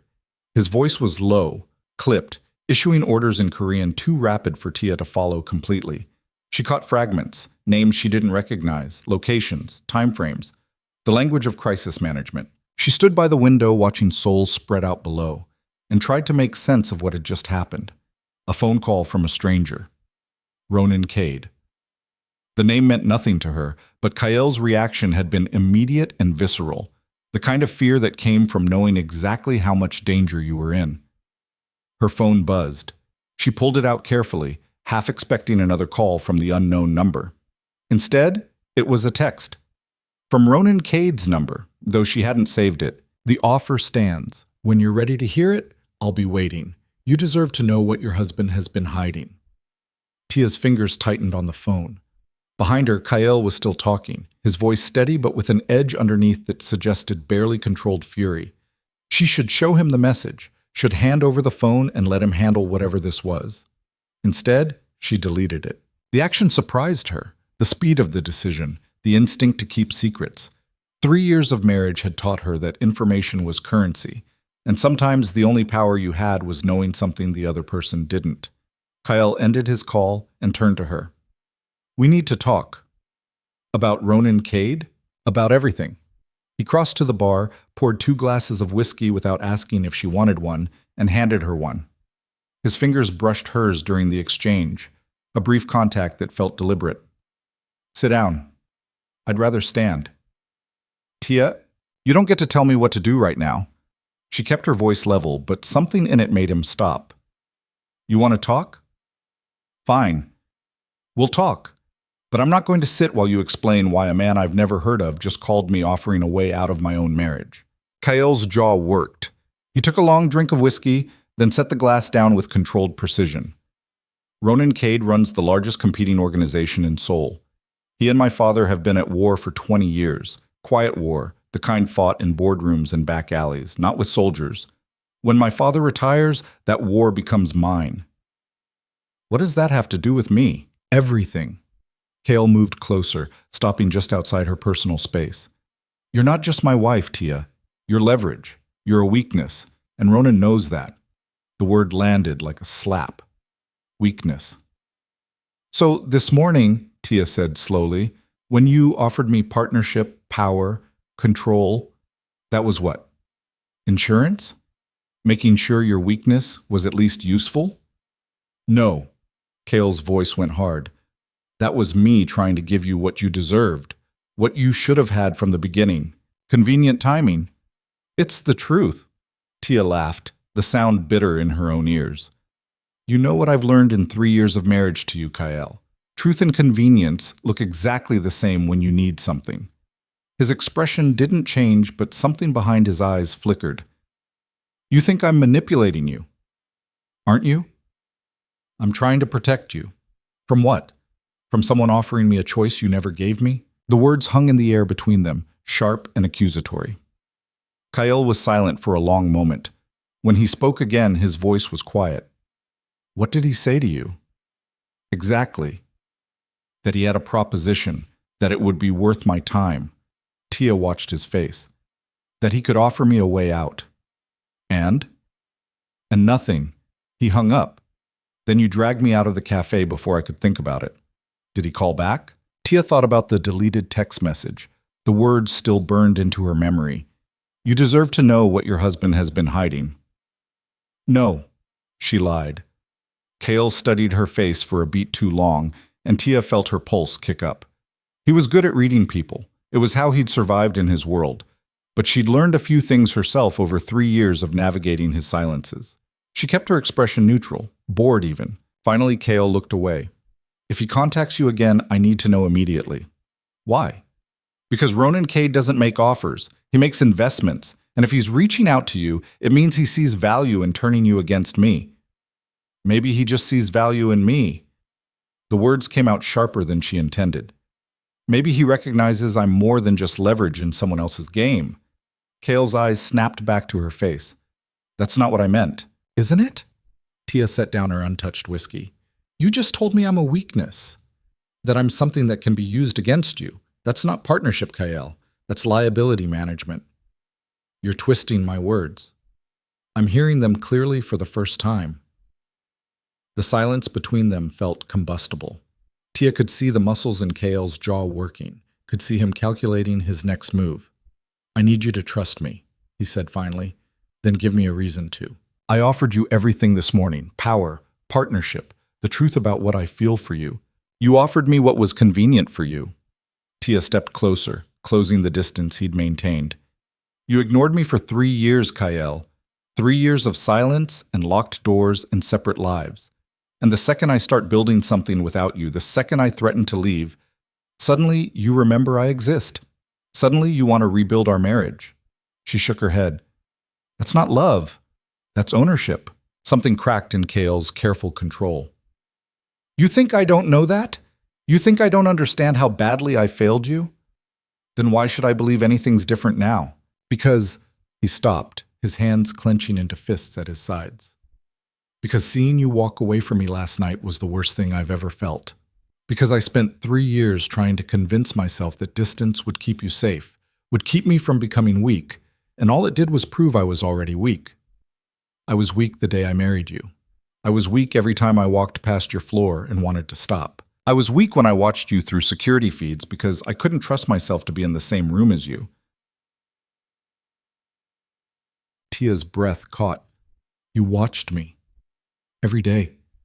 His voice was raw now, stripped of its usual control. Every fucking day for 3 years, I watched you try to build a life in a marriage I'd made impossible. I watched you read on the balcony and cry in your room and slowly disappear into someone I didn't recognize. And I told myself it was necessary, that it was protecting you. From what? From this. He gestured between them at the space charged with 3 years of compressed emotion. From wanting me the way I wanted you. From being vulnerable in a world that destroys vulnerability. Tia felt something twist in her chest, not quite sympathy, but close. So you made the choice for me. You decided I couldn't handle your world, couldn't handle the risk, couldn't handle you. Yes. That's not protection, Kyle, that's control. I know. He stepped closer, his voice dropping. I know that now. And I'm trying to give you the choice I should have given you 3 years ago. Stay or go, partner or divorce. But I need you to make that choice with full information. Which means understanding what Ronan Cade really wants. Tia waited. Kyle exhaled slowly. 3 years ago, when my father arranged our marriage, it wasn't just about consolidating power or satisfying his board of directors. It was strategic. Ronan had just lost his wife, car accident supposedly, though my father was never fully cleared of suspicion. He was vulnerable, distracted by grief. My father saw an opening. The marriage was meant to signal strength, stability, succession. It was meant to show Ronan that we weren't weakened by his loss. We were building. So I was a chess piece. Yes. No hesitation, no softening. You were. And I let it happen because I told myself it didn't matter. You were a stranger, a contract, someone who'd take the money and the status and play her part. But then I met you. His voice went quiet. And you weren't what I expected. You weren't interested in the money or the status. You asked questions about things that mattered. You looked at me like I was human instead of a title. And I realized I'd agreed to marry someone I could actually care about, which made you dangerous. Tia's throat felt tight. So you pushed me away. I tried to. Kale's eyes were dark, unreadable. But you were always there, in the penthouse, on the feeds, in the margins of my life. And the more I tried to ignore you, the more I couldn't stop thinking about you. That's not love, Kyle, that's obsession. Maybe. He didn't look away. But it's all I have to offer you. The truth of what I feel, even if it's not what you want to hear, even if it's not enough. Tia wanted to walk away, wanted to throw the whiskey in his face and tell him 3 years of surveillance and neglect didn't turn into romance just because he felt guilty. But she couldn't move, because underneath the anger, underneath the hurt, some part of her had been waiting 3 years to hear this. To know she wasn't crazy. To know he'd felt something too, even if he'd buried it under layers of control and distance. What does Ronan want with me? She asked finally. To hurt me. Kale's voice was flat again, back to business. To turn you into a weapon. He'll offer you everything I didn't, attention, power, freedom.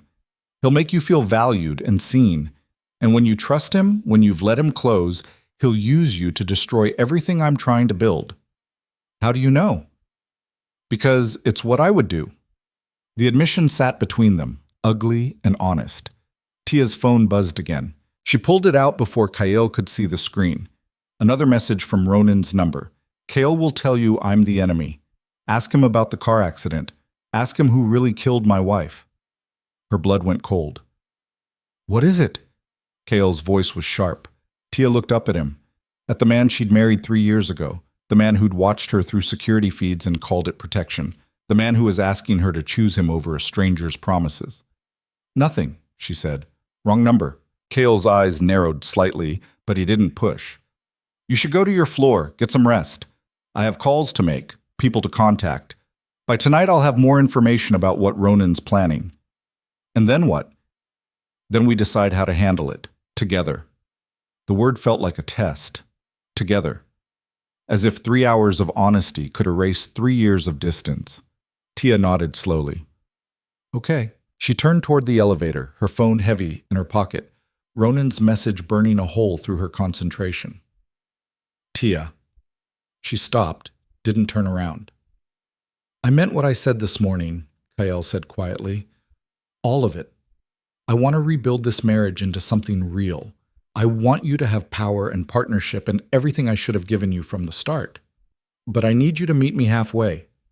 I need you to trust that I'm telling you the truth. Tia looked back over her shoulder.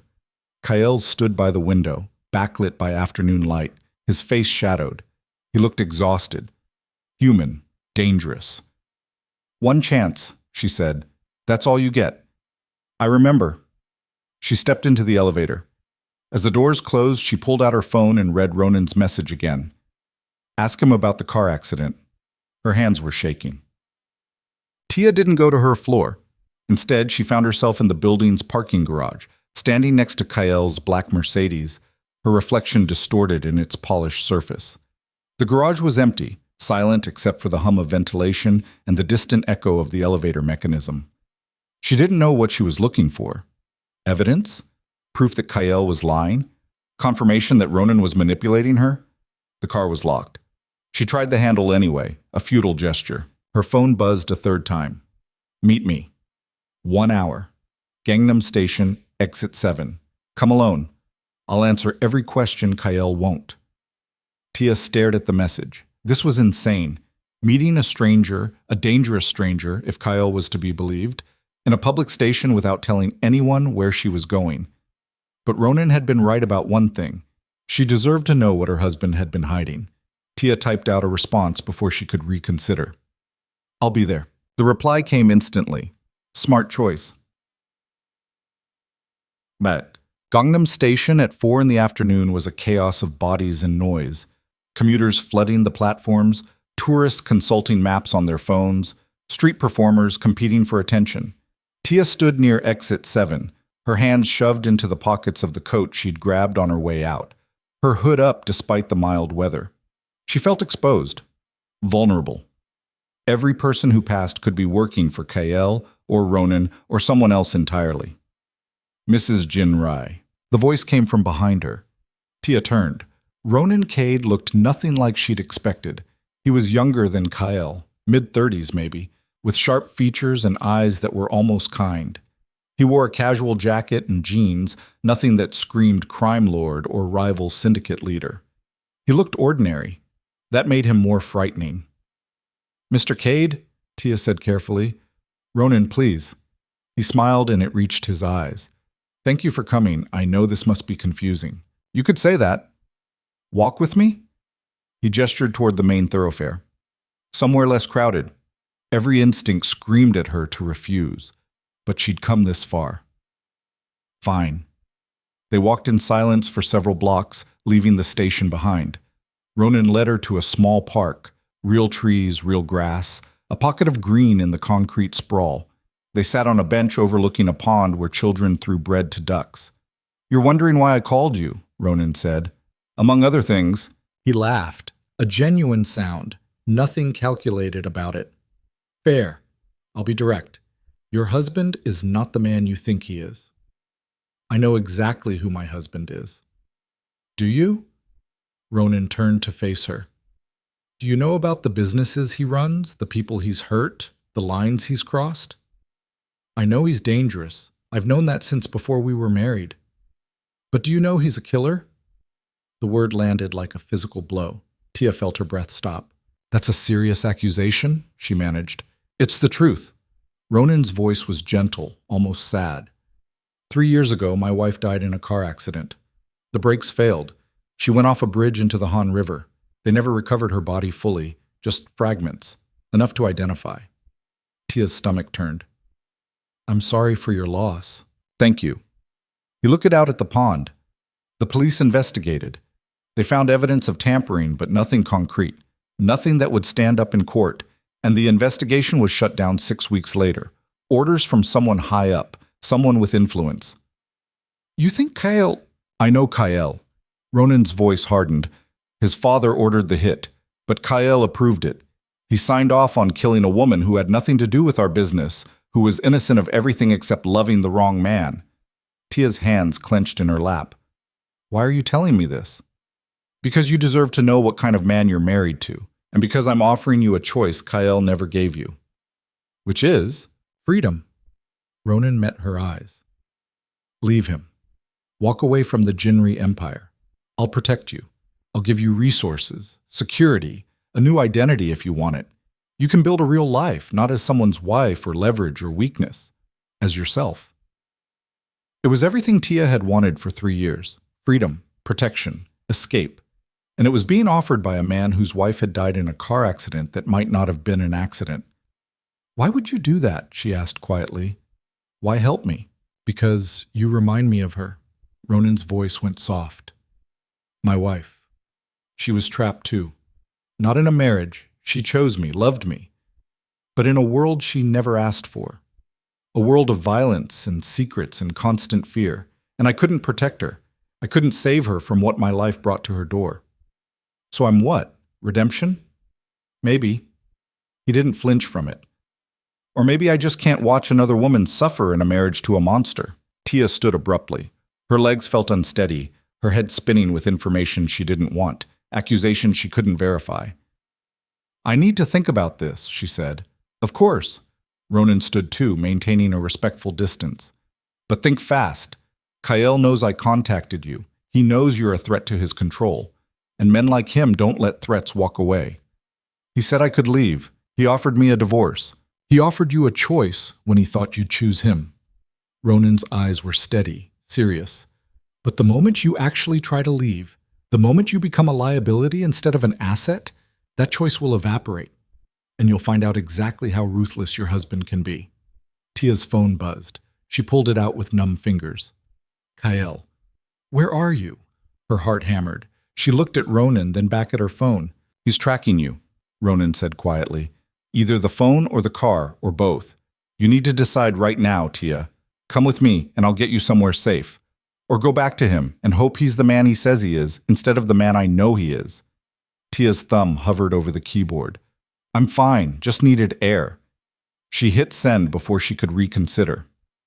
I'm not ready to decide, she told Ronan. Then when? I need proof. About the car accident. About Kael's involvement. I can't just take your word for it. Ronan nodded slowly. Fair. I'll get you proof. But in the meantime, be careful. Don't let Kael know you're questioning him. Men like him don't respond well to doubt. He pulled a card from his pocket. Plain white, just a phone number printed in black. When you're ready, he said, call me, day or night. I'll come. Tia took the card, her fingers brushing his. The contact felt significant somehow. A line crossed. Thank you, she said. Don't thank me yet. Ronan's smile was sad. Thank me when you're safe. When you're free. When you've survived what's coming. He walked away, disappearing into the pedestrian traffic. Tia stood alone by the pond, watching ducks disturb the water's surface, the card heavy in her pocket. Her phone buzzed again. The car is waiting. Come home. Please. The please felt like manipulation. Or desperation. She couldn't tell which. She started walking back toward the station, her mind racing. Kael had lied to her for 3 years. He'd watched her through security feeds. He'd controlled every aspect of her life while claiming it was protection. But was he a murderer? And did it matter if he was, as long as he kept her safe? The thought made her sick, but she couldn't shake it. In Kael's world, the world she'd married into, maybe murder was just business. Maybe survival meant accepting things that would destroy normal people. Maybe she'd stopped being normal the day she'd signed the marriage contract. The black Mercedes was waiting at the curb outside the station, exactly where she'd known it would be. The driver opened the door without speaking. Tia slid inside. The car pulled into traffic, and she watched Seoul slide past the tinted windows. The city she'd lived in for 3 years without ever really seeing it, without ever being part of it. She pulled out Ronan's card and stared at the number. Then she tucked it into her bra, against her skin, where no one would find it. Some secrets she was learning were currency, and she was learning how to spend them. Kael was waiting in the penthouse when she arrived. He stood by the window, his usual position, but his posture was different, tense, coiled. Where were you? His voice was controlled, but barely. I told you I needed air. For 2 hours? I walked. Tia kept her voice level. Cleared my head, thought about what you said. You're lying. The accusation hung in the air between them. Tia felt her pulse spike, but she forced herself to stay calm.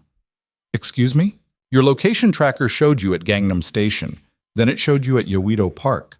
Then it went dark for 30 minutes before coming back online. Kael turned to face her. You weren't just walking. You met someone. You're tracking me? Anger, real anger, flooded through her. After everything you said this morning about trust and partnership and giving me power, you're tracking my phone? Answer the question, Tia. Who did you meet? No one. Don't lie to me. Don't track me like I'm some kind of asset you need to monitor. She threw her purse onto the couch. You want trust? You want partnership? Then stop treating me like property. Kael crossed the room in 3 strides. He didn't touch her, but his proximity was overwhelming, deliberately so. I treat you like property? His voice was dangerously quiet. I gave you access to my floor. I offered you partnership in my business. I told you truths I've never told anyone. And the first thing you do is sneak off to meet Ronan Cade behind my back. Tia's blood went cold. I didn't. Don't. The single word cut through her denial. I have people watching him. I know he was at Yeouido Park at the exact time you were. I know you sat on a bench together for 40 minutes. I know he gave you something before he left. Her hand went instinctively to her chest, to where the card rested against her skin. Kael saw the gesture. His eyes went dark. Give it to me, he said. No. Tia, no. She stepped back, putting distance between them. You don't get to demand things from me. You don't get to control who I talk to or what I keep or how I spend my time. That's not a marriage, that's imprisonment. He's using you. Kael's control was fracturing, his voice rising. He's manipulating you. Everything he told you was designed to turn you against me. How do you know what he told me? Because I know him. I know how he operates. He finds vulnerabilities and exploits them. He finds weak points and applies pressure until things break. So I'm weak now. That's not what I... Kyle stopped, his jaw working. You're deliberately misunderstanding me. Am I? Tia felt something reckless building in her chest. Or am I finally understanding you perfectly? You want me compliant. You want me grateful. You want me to accept your version of events without question because asking questions makes me a liability. I want you alive. The words burst out of him. I want you safe. And Ronan Cade is the one person in Seoul who could destroy that. Why? Because he knows what you did? The silence that followed was absolute. Kale's face went blank. Carefully, dangerously blank. What did he tell you? His voice was very quiet. Tia's heart hammered. She'd crossed a line, she knew it, but she couldn't go back now. He told me about the car accident, she said, about his wife, about the investigation that was shut down. And you believed him. I don't know what I believe. Her voice shook. That's the problem, Kale. I don't know you well enough to know when you're lying. I have never lied to you. Haven't you? She laughed, the sound brittle. You lied every day for 3 years. Every time you pretended I didn't exist. Every time you walked past my floor and chose distance over honesty. Every time you watched me through security feeds and told yourself it was protection instead of control. That's not the same thing, isn't it? Tia moved closer, searching his face for something. Remorse, honesty, proof that he was worth trusting. Did you kill her? Did you approve killing Ronan's wife? No. The answer came too fast, too smooth. I don't believe you. Something cracked in Kael's expression. You don't believe me? After everything I've told you? After I offered you everything? You offered me what was convenient for you. What kept me useful and controlled and trapped in this... She gestured at the penthouse, at the gilded cage that had been her prison. In this life I never chose. You chose it when you signed the marriage contract. I chose money. I chose security. I didn't choose surveillance and isolation and a husband who treats me like a chess piece. Then leave. Kael's voice rose to match hers. If you hate it so much, if you can't trust me, if you believe Ronan's lies over my truth, leave. I told you I'd give you a divorce. I meant it. Walk away right now and I'll have papers drawn up by morning. Tia stared at him. His chest was heaving, his hands clenched into fists at his sides. He looked on the edge of something, rage or grief or 3 years of compressed emotion finally breaking free. And she realized with sudden, terrible clarity, he meant it. He would let her go, but only because he thought she wouldn't leave. Only because he was calling what he thought was a bluff. Okay, she said quietly. Kael went very still. What? Okay, I want a divorce. The words felt enormous, final. Kael's expression didn't change, but something behind his eyes shut down, went dark and cold and empty. You're serious, he said. Yes. Because of what Ronan told you, because of accusations with no proof, because he manipulated you exactly the way I said he would. Because I can't trust you. Tia's voice broke. Because I've spent 3 years waiting for you to be honest with me, and the moment I ask difficult questions, you track my phone and demand I choose you over my own judgment. That's not a marriage, Kael, that's ownership, and I'm done being owned. The silence stretched between them, heavy with everything they'd never said, everything they'd buried under 3 years of careful distance. Then Kael walked to the bar, poured himself a drink, and downed it in one swallow. Fine, he said. His voice was empty. I'll have my lawyers contact you tomorrow. The settlement will be generous. You'll never have to work, never have to worry about money. I don't want your money. You'll take it anyway. He poured another drink. Consider it payment for 3 years of your life I wasted. Tia felt tears burning behind her eyes, but she refused to let them fall. When can I leave? Tonight. Now. Whenever you want. Kael didn't look at her. But understand something. The moment you walk out that door, you're not my wife anymore. You're not under my protection. And if Ronan uses you to hurt my family, if you become a weapon against me, I will respond accordingly. The threat was clear, polite, devastating. Is that what you think of me? Tia whispered. That I'd betray you? I think you're human, and humans are easily manipulated when they're vulnerable and angry and convinced they've been wronged. Cale finally looked at her. His eyes were dead. Ronan will make you feel special, valued, free.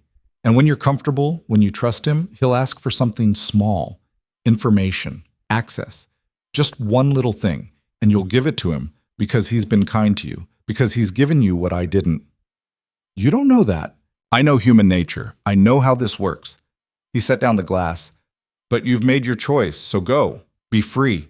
And when Ronan shows you who he really is, when you realize you've traded one cage for another, don't come back here looking for rescue. The words felt like a door slamming shut. Tia turned toward the elevator, her vision blurred with unshed tears. Tia.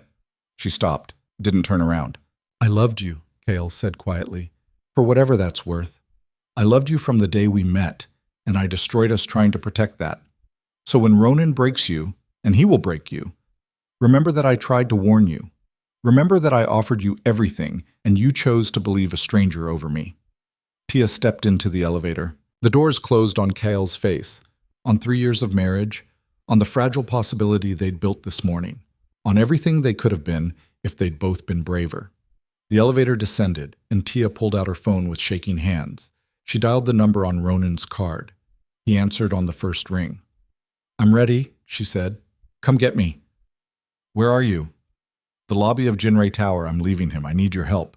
A pause, then stay where you are. I'm sending a car. 10 minutes. The line went dead. Tia stood in the empty lobby, her entire life reduced to the clothes on her back and the phone in her hand. She'd made her choice. She just hoped it wasn't the one that would destroy her. The car that arrived wasn't black. It was silver, a deliberate difference from Kael's vehicles. The driver was a woman, young, with kind eyes. Mrs. Jinrei? She said. Just Tia, Tia corrected. I'm not that anymore. Of course, Mr. Cade is waiting for you. Tia slid into the back seat. As the car pulled away from Jinrei Tower, she looked back at the building, at the 40th floor where Kael stood alone, at the penthouse that had been her prison and her home. She didn't let herself cry. Not yet. The car drove for 30 minutes, leaving the central districts behind, heading toward the river. They pulled up to a building Tia didn't recognize, modern, secure, anonymous. Ronan waited in the lobby. When he saw her, something like relief crossed his face. You came, he said. I didn't have anywhere else to go. You're safe now. He gestured toward the elevator. I have a secure apartment upstairs. You can stay as long as you need. Tia followed him into the elevator, her mind numb with shock and exhaustion. The apartment was beautiful, smaller than the penthouse, but warmer. Real furniture, real art. It looked like a place where people actually lived. There's food in the kitchen, Ronan said. Bedrooms down the hall. Bathroom has everything you should need. Make yourself comfortable. Why are you helping me? Tia asked. Really? Ronan was quiet for a moment. Because I couldn't save my wife. But maybe I can save you. It should have comforted her. Instead, it made her feel like she'd traded one obligation for another. But she was too tired to care. Thank you, she said. Get some rest. We'll talk in the morning, figure out next steps. He left, closing the door quietly behind him. Tia stood alone in the apartment, surrounded by silence and the weight of what she'd just done. She'd left Kael. She'd chosen Ronan. She'd walked away from 3 years of marriage and into the protection of a man she barely knew. Her phone buzzed. She pulled it out, expecting Kael. Instead, it was a message from an unknown number. You made a mistake. But it's not too late to fix it. The proof you wanted about the car accident? It doesn't exist. Because there was no accident. My wife is alive, and she's been working for Kael's father this entire time. Tia's hand started shaking. You just walked into a trap, and Kael can't save you now, even if he wanted to. The phone slipped from her numb fingers, clattering to the floor. Behind her, she heard the apartment door lock. She spun around. Ronan stood in the doorway, his expression apologetic. I'm sorry, Tia, he said. But I told you. Men like me don't make offers. We make investments. The door behind him opened. A woman stepped through, dark hair, sharp eyes, very much alive. Ronan's wife. "Hello, Mrs. Jinrei," she said, her voice cold and amused. "Welcome to your new home." Tia's legs gave out. She collapsed onto the couch, her mind fragmenting with the enormity of what she'd just done. She'd been played, completely. And she'd walked away from the one person who might have actually been trying to protect her. The woman, Ronan's supposedly dead wife, crouched in front of Tia, her smile vicious. "Let's talk about what you're going to do for us," she said, "and what will happen if you refuse." Tia closed her eyes. And for the first time in 3 years, she prayed Kyle would come for her, even though she'd burned that bridge to ashes, even though she had no right to hope for rescue, even though she'd made the one choice that might cost her everything. The woman's hand closed around Tia's chin, forcing her to look up. "Pay attention, darling," she said. "This is where your real marriage begins. And trust me." Her smile widened. "You're going to wish you'd stayed with Kyle." The woman's fingernails dug into Tia's chin, sharp enough to hurt, but not quite enough to break skin. Up close, she was beautiful in a way that felt manufactured. Perfect features arranged with surgical precision, eyes that held nothing warm or human. "My name is Sienna," she said. "Though I'm sure Ronan's told you I'm dead. Tragic accident, brakes failed. Very sad." Tia couldn't speak. Her throat had closed completely, her mind still trying to process what was happening. Sienna released her chin and stood, brushing invisible dust from her designer pants. "You're wondering how this works, how I'm alive when the whole city thinks I drowned in the Han River. Let me explain," Ronan said from the doorway. His voice had changed, the kindness stripped away, revealing something cold underneath. 3 years ago, my father-in-law, Kyle's father, decided I was becoming too powerful, too much of a threat. So he arranged an accident, tampered with Sienna's brakes, sent her car off a bridge. Except the tampering was sloppy, Sienna picked up the story seamlessly. I felt the brakes fail in time to jump. Went into the river on my own terms, stayed under, swam downstream, and let everyone think I'd died. Tia found her voice. It came out hoarse. "Why?" "Because dead, I was useless to Ronan's enemies," Sienna said. "Alive and hidden, I became the most valuable asset he had. Someone who could move freely, gather intelligence, build networks, all while everyone thought the grieving widower was vulnerable and distracted."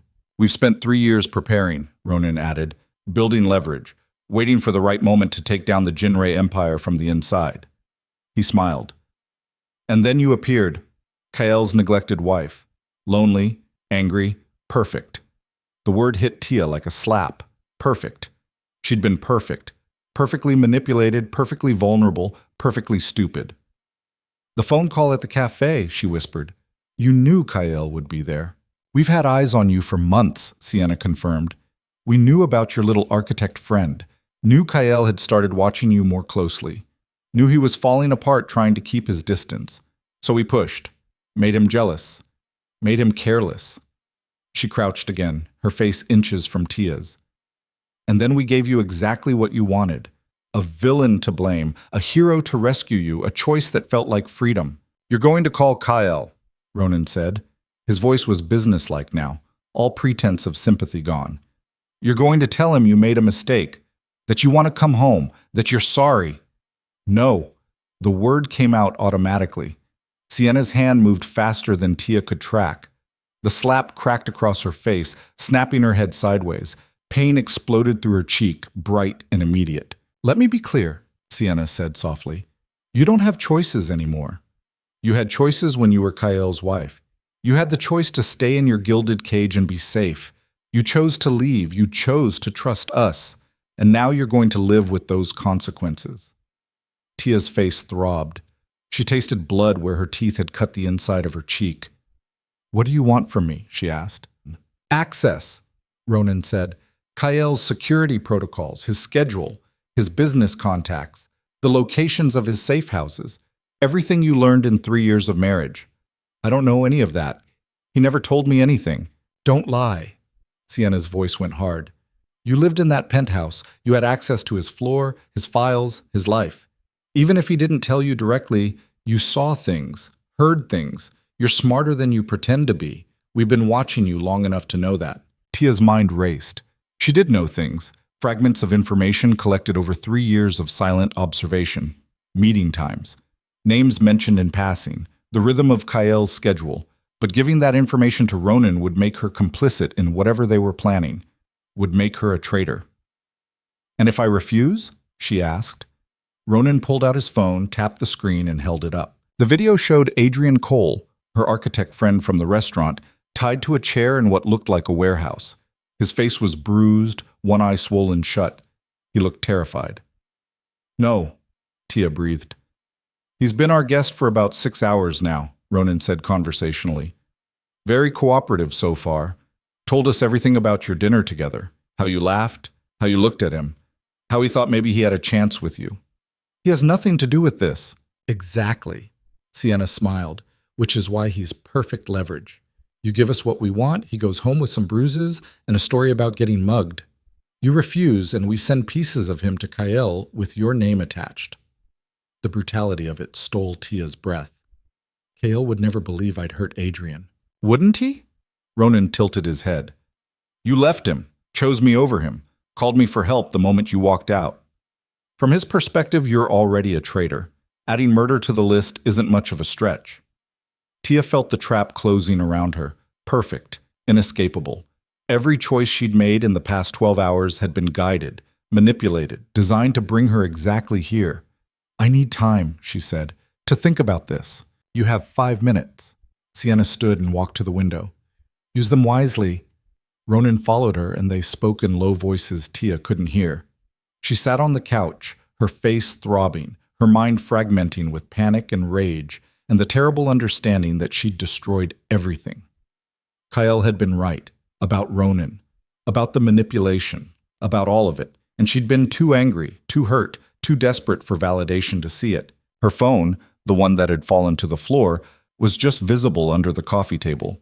She could see the screen was cracked, but still lit, still functional. Slowly, trying not to draw attention, Tia shifted her foot toward it. "Don't," Sienna said without turning around. "We're not idiots. That phone is locked in a Faraday cage now. No signal in or out. Kael can't track you, can't find you, can't save you." The last hope died. Tia closed her eyes and tried to think. Tried to find some angle, some leverage, some way out that didn't involve betraying Kael or getting Adrian killed. Nothing came. "Time's up," Ronan said. Tia opened her eyes. "I'll do it. I'll give you what you want." Sienna smiled. "Smart girl. But I need proof Adrian's alive, recent proof, not a video from 6 hours ago." Ronan considered this, then nodded. He made a call, spoke briefly in Korean, then held up the phone. A new video loaded. Adrian, still tied to the chair, holding today's newspaper. The date was clearly visible. He looked exhausted but alive. "Satisfied?" Ronan asked. "Yes." "Good." He pocketed the phone. "Then let's begin. Tell me about Kael's security detail. How many men does he keep at the penthouse?" Tia's hands clenched in her lap. Once she started talking, there was no going back. She would be a traitor, a collaborator, everything Kael had warned her about. But Adrian was innocent. He didn't deserve to die because she'd been stupid enough to have dinner with him. 4 men, she said quietly.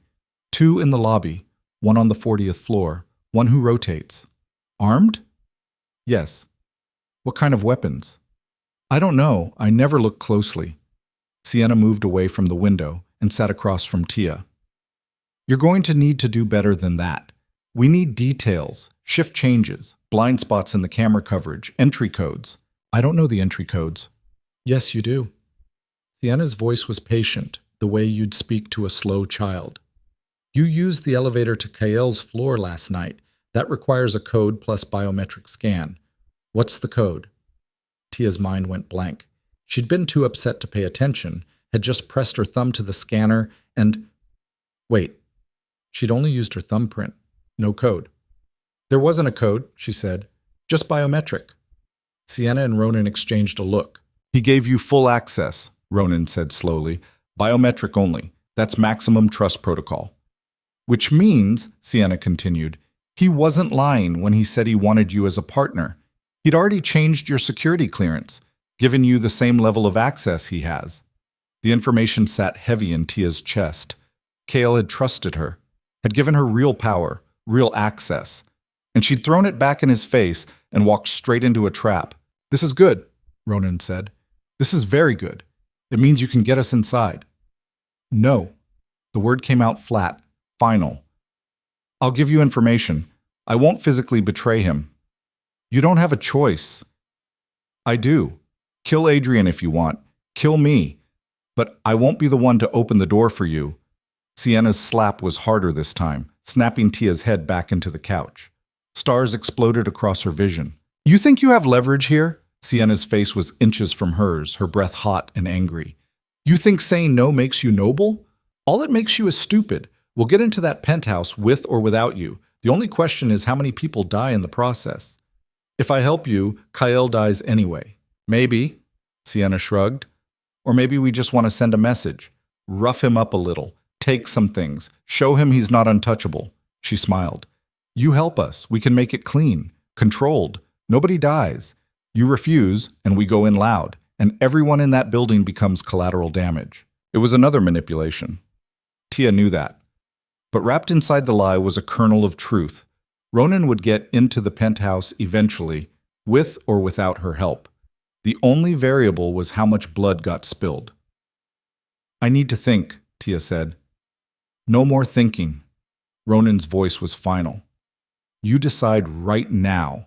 Help us, or watch Adrian die on video while you sit here helpless." Tia's chest felt like it was caving in.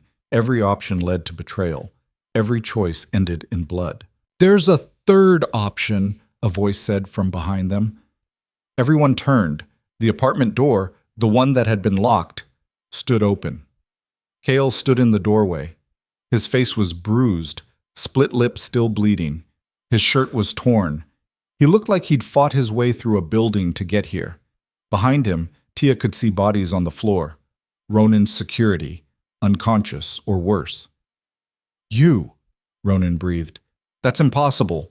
We killed your tracker, locked down the location." "You killed the tracker in her phone," Kyle said. His voice was calm, almost conversational. "You didn't account for the tracker I had implanted in her wedding ring 3 years ago. Old-fashioned, untraceable, always active." Tia's hand went instinctively to her left ring finger, the simple platinum band she'd never taken off. "You tagged me?" The words came out strangled. "I tagged my wife," Kyle corrected, "because I knew someday someone would try exactly this." His eyes never left Ronan. "I just didn't expect her to be stupid enough to fall for it." The words hit like a physical blow. Sienna moved fast, faster than Tia had expected. She grabbed Tia's hair, yanked her head back, and pressed something cold and sharp against her throat. A knife. "One more step and I open her carotid," Sienna said. Kale stopped. His eyes flicked to Tia, then back to Sienna. "You won't." "Won't I?" "She's already betrayed you, already proved she can't be trusted. Why would you risk your life for someone who chose us over you?" "Because she's my wife." The words were simple, factual. "And I don't let people take what's mine." How touching. Sienna's grip tightened on Tia's hair. "But here's the problem. You came here alone, which means your security team doesn't know where you are. Which means if I kill her right now, dump her body in the river like I dumped mine 3 years ago, you have no proof we were involved. Just a tragic accident. Another dead wife." "You're right," Kale said. "I came alone." He pulled a gun from his jacket. Smooth, practiced, the motion of someone who'd done this 1,000 times. "But I didn't come unarmed." The standoff crystallized. Kyle with his gun trained on Ronan, Sienna with her knife against Tia's throat. Ronan unarmed but calculating, his eyes darting between exits. "You can't shoot both of us," Sienna said. "You shoot me, I cut her throat before I fall. You shoot Ronan, I still cut her throat. Either way, your wife dies." "True," Kale agreed. "Unless Tia has the sense to help herself." His eyes met Tia's, and in that moment, she understood. He was giving her a choice, not telling her what to do, not controlling her, just waiting to see if she'd fight. Tia's hand shot up, grabbing Sienna's wrist, the one holding the knife. She yanked downward with all her strength, pulling the blade away from her throat. Sienna cursed and tried to compensate, but Tia was already moving. She threw herself forward, off the couch, breaking Sienna's grip on her hair. The gunshot was deafening in the enclosed space. Tia hit the floor hard, her ears ringing. She looked up in time to see Ronan stumbling backward, blood blooming across his shoulder. Kael had shot him, not fatally, just enough to disable. Sienna screamed and lunged at Kael with the knife. He sidestepped, grabbed her wrist, and twisted. The knife clattered to the floor. Sienna tried to strike with her free hand, but Kael blocked it easily, then drove his fist into her solar plexus. She went down gasping. The whole fight had taken maybe 10 seconds. Kael stood over them both, gun still raised, breathing hard. Blood dripped from his split lip onto his torn shirt. "Tia," he said without looking at her. "Get up. We're leaving." She struggled to her feet, her legs unsteady. Her face throbbed where Sienna had hit her. Her throat felt raw where the knife had pressed. "Adrian," she said. "They have Adrian, the architect from the restaurant. He's—" "I know." Kael pulled out his phone, keeping the gun trained on Ronan and Sienna. "My people found him 20 minutes ago. He's safe. Shaken up, but safe." Relief flooded through Tia so intensely she nearly collapsed again. Kael made a call, spoke briefly in Korean. Within 2 minutes, the sound of footsteps echoed from the hallway. 6 men entered the apartment, Kael's security team. They moved with military precision, securing Ronan and Sienna with zip ties, checking the other rooms for additional threats. "Clean this up," Kael told them. "I want them in the warehouse by midnight. And get medical for his shoulder. I need him conscious for questioning." "Yes, sir." Kael finally lowered the gun and turned to Tia. His eyes scanned her face, cataloging injuries. When he saw her split lip, her bruised cheek, something dark and violent flickered across his expression. "Did they hurt you anywhere else?" His voice was very quiet. "No. Don't lie to me." "I'm not. Just my face. And—" She stopped, her throat closing up. "I'm sorry. Kael, I'm so sorry.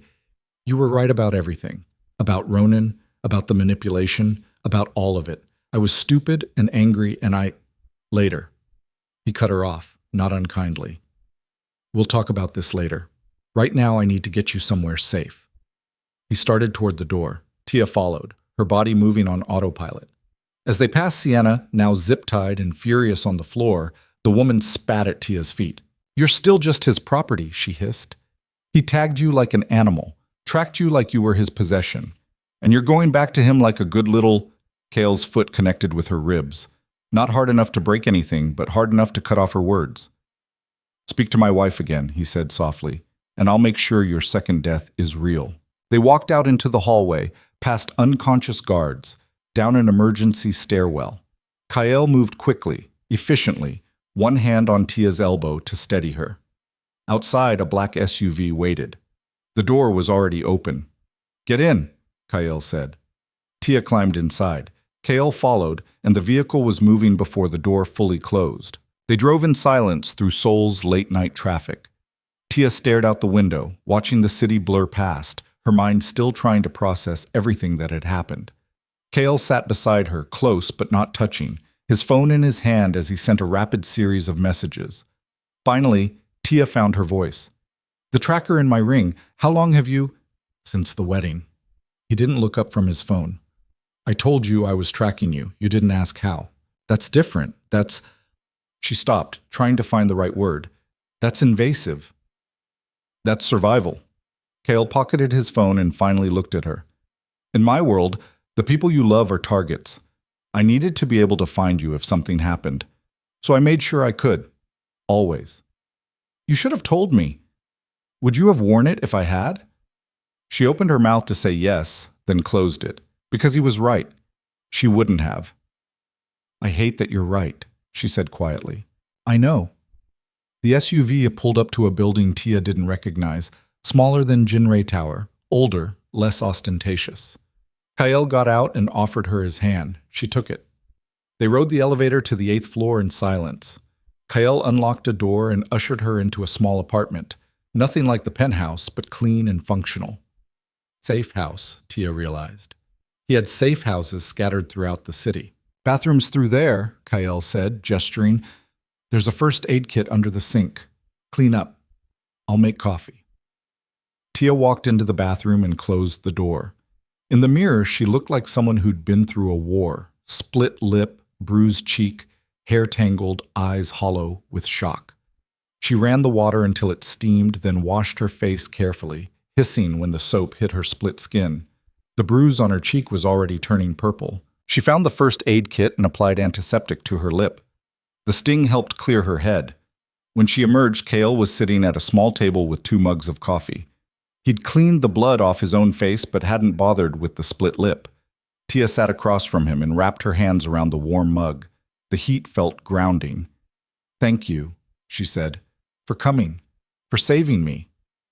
I'm your husband. It's my job." "Even after I left you? Even after I said all those things?" Kale was quiet for a moment, staring into his coffee. "You weren't wrong about most of it. I did control you. I did treat you like property.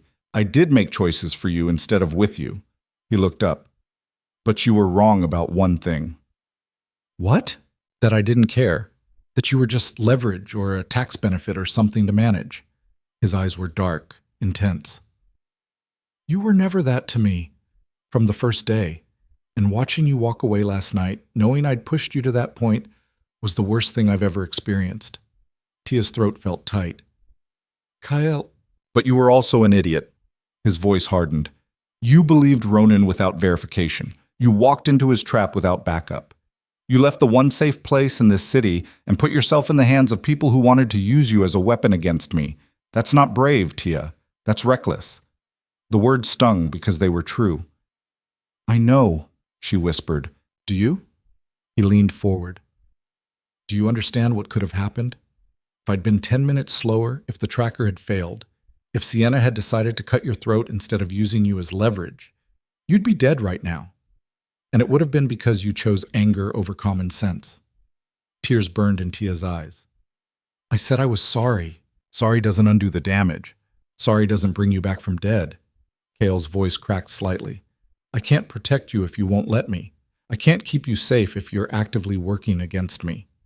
"I wasn't working against you. I was trying to escape you." "Why?" The single word held 3 years of frustration. "Why did you need to escape? I gave you access to my floor. I offered you partnership. I told you I loved you. What more did you need?" "I needed you to have told me that 3 years ago." The words burst out of her. "I needed you to have been honest from the start, instead of watching me through cameras and making decisions about my safety without including me.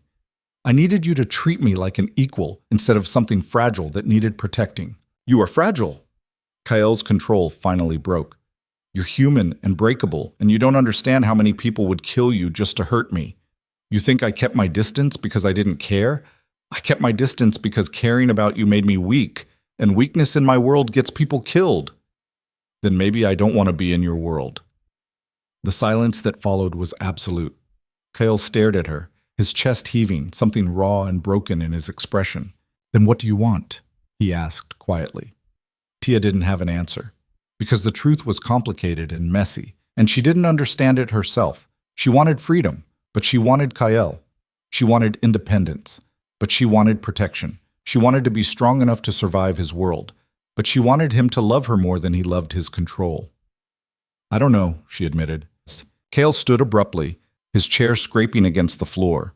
He walked to the window and stood there, his back to her, his shoulders rigid.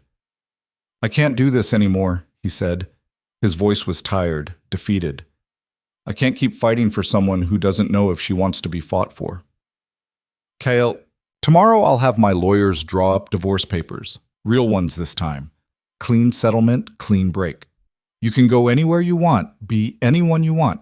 I'll make sure you're safe, set you up with new identity, security team, everything you need to start over." "I don't want a divorce." "Yes, you do." He still didn't turn around. "You just don't want to admit it yet. You want freedom more than you want me, and I can't keep trapping you in a marriage you're trying to escape." Tia stood, crossed the room, and grabbed his arm. She yanked him around to face her. "I don't want a divorce," she repeated. "Then what do you want from me, Tia?" His voice broke. "Because I've given you everything I know how to give, and it's never enough. You want honesty? I've been brutally honest. You want partnership? I offered you real power. You want proof I love you? I tracked you to Ronan's apartment and fought through 6 armed guards to get you back. What more do you need? I need you to stop making decisions for me. The words came out in a rush. I need you to stop deciding what's safe or what's dangerous or what I can handle. I need you to give me information and trust me to make my own choices, even if you think those choices are wrong. Even if those choices almost get you killed? Yes! She was crying now, tears streaming down her face. Even then, because I'd rather die making my own mistakes than live safely in a cage you built for me. Kale's hands came up to frame her face, his thumbs brushing away tears.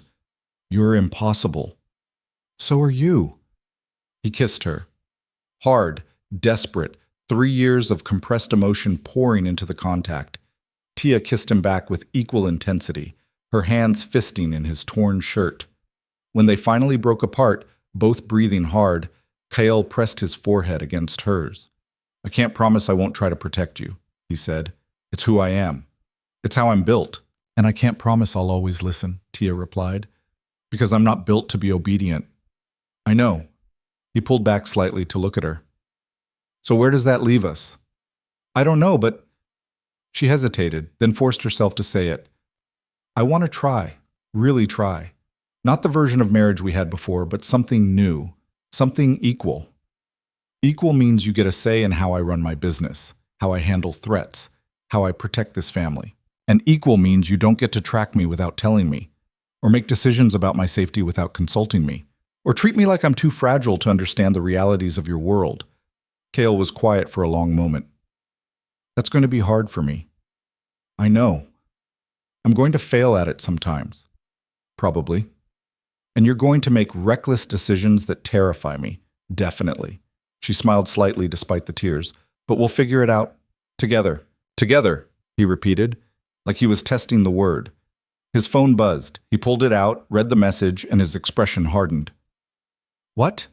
Tia asked. My father wants to see us. Both of us. Tomorrow morning. At the estate. Tia's stomach dropped. Why? Because word's already spread about tonight.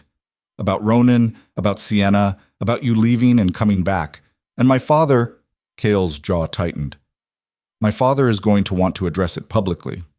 Meaning? Meaning you're going to have to prove you're worthy of being my wife. In front of the entire family. In front of the board. In front of everyone who matters in this organization. Fear spiked through Tia's chest. What if I can't? Then he'll demand I divorce you, and this time I won't have a choice. Family law supersedes everything, even love. The weight of it settled over them, the knowledge that tonight's victory was just the beginning, that the real test was still coming. What do I have to do? Tia asked. I don't know yet, but whatever it is, Kale's eyes were serious. It won't be easy. My father doesn't forgive weakness, and walking into Ronan's trap is going to look like exactly that. So I have to prove I'm not weak. You have to prove you're an asset, someone who adds value to the family, someone who can survive in this world without being a liability. Tia thought about Sienna's knife against her throat, about Ronan's casual violence, about the bodies on the floor of that apartment. She thought about 3 years of being invisible, of being decorative, of being safe but suffocated. And she thought about the alternative, stepping fully into Kael's world, not as his protected wife, but as his equal partner. It terrified her, but it also felt like the first real choice she'd ever been given. Okay, she said, I'll do it. Whatever your father demands, I'll prove I belong. Kale studied her face for a long moment. You understand what you're agreeing to? Once you're in, really in, there's no going back. You can't change your mind later and ask for a normal life. This world doesn't let you leave. I know. And you're sure? Tia thought about Adrian, bruised and terrified because he'd been kind to her, about Ronan's calculated cruelty, about the reality that being associated with Kael, being his wife, meant accepting that violence was part of the equation. She could walk away, ask for the divorce, the new identity, the clean break Kael had offered, or she could step forward, into the fire. I'm sure, she said. Kale kissed her again, gentler this time. When he pulled back, his eyes were dark with something that looked like pride. Then get some rest, he said. Tomorrow's going to be the hardest day of your life. Harder than tonight? Yes. No hesitation.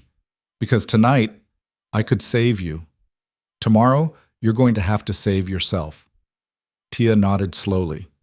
The magnitude of what she was facing began to sink in. Kyle, she said as he started to walk away, what happens if I fail? If your father decides I'm not good enough? He stopped, didn't turn around. Then I lose you, he said quietly. One way or another.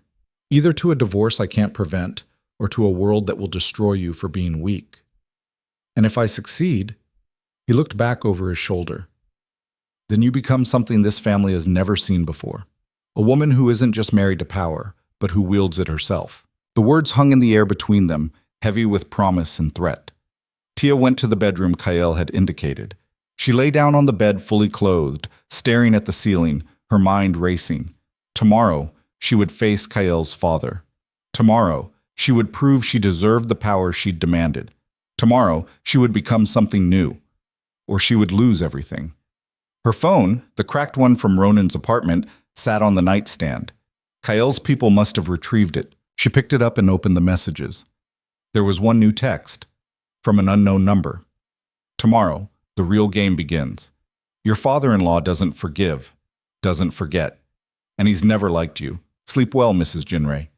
While you still can. Tia stared at the message, her heart pounding. Then she deleted it, turned off the phone, and closed her eyes.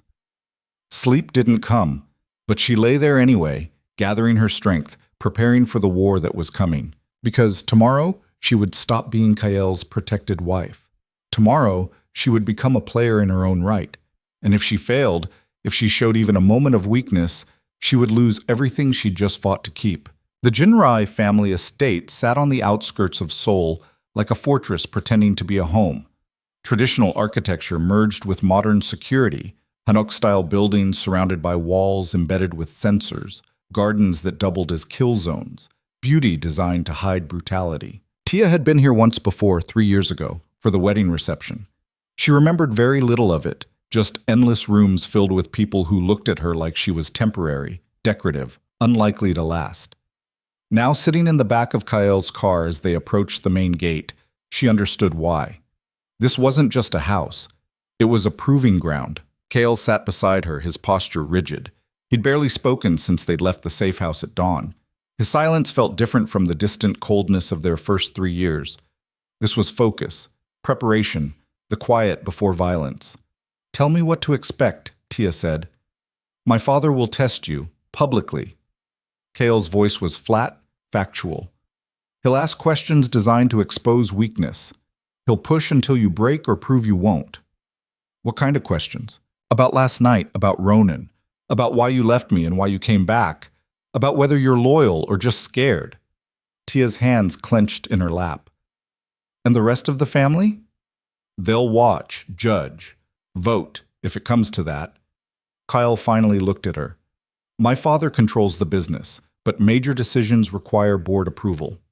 If enough of them think you're a liability, if they think keeping you endangers the family, they can force the divorce regardless of what I want. How many votes do you need? 7 out of 12. His jaw tightened. I have 4 guaranteed, maybe 5 if my cousin feels generous. So I need to convince at least 3 people who already think I'm worthless. Yes. The car passed through the gate. Gravel crunched under the tires as they approached the main house. Kyle, Tia said quietly, if this goes badly, if they vote against me, will you fight it? He was silent for a long moment. I can't. Family law is absolute. If the board votes for dissolution, I have to comply or forfeit my position, my inheritance, everything. So you choose the business over me. I choose survival over sentiment. His voice was hard. Because if I lose my position, I can't protect you, can't protect anyone. I become just another target in a world full of people like Ronan. The honesty cut deeper than a lie would have. I understand, Tia said. Do you? You're asking me to prove I'm worth the risk, worth keeping despite the danger, worth the cost of defying your father if it comes to that. She looked at him. And I'm going to. Something flickered in Kyle's expression, not quite hope, but close. Don't make promises you can't keep. I'm not. The car stopped. Outside, the main house loomed, traditional wooden beams and modern glass, beauty and threat in perfect balance. Kael's door opened. He stepped out, then offered Tia his hand. She took it and let him help her out of the car. Together, they walked toward the entrance. The meeting room was designed to intimidate. Long table carved from a single piece of wood, 12 chairs arranged like a tribunal. Floor-to-ceiling windows overlooking gardens that looked peaceful until you noticed the armed guards positioned at every corner. Kael's father sat at the head of the table. Jin Hyun-woo was in his 60s, gray-haired and sharp-eyed, wearing a traditional hanbok that somehow made him look more dangerous instead of less. The other board members filled the remaining seats. Uncles, cousins, senior executives, all watching Tia with varying degrees of hostility or indifference. Kyle guided Tia to 2 empty chairs halfway down the table. They sat in unison. "You're late," Jin Hyun-woo said. His voice was quiet, controlled. "Traffic," Kyle replied. His tone matched his father's. No apology, no explanation, just fact. Jin Hyun-woo's eyes moved to Tia. He studied her for a long moment, cataloging the bruise on her cheek, the split lip, the exhaustion she couldn't quite hide. "You look like you've had an eventful week, daughter-in-law." The false warmth in the title made Tia's skin crawl. "Yes, sir." "Tell us about it." It wasn't a request. Tia felt the weight of 12 pairs of eyes on her, waiting for her to stumble, to show weakness, to prove she didn't belong.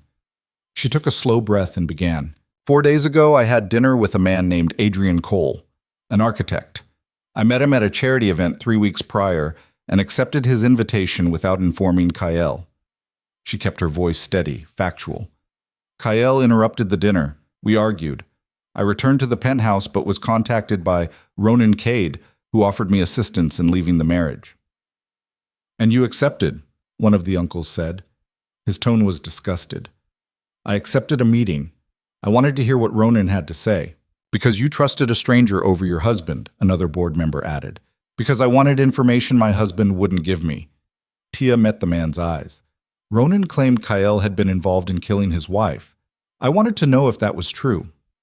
Murmurs rippled around the table. Kyle remained silent beside her, his face unreadable. "And did you find out?" Jin Hyun-woo asked. "Yes. Ronan's wife is alive. The car accident was staged.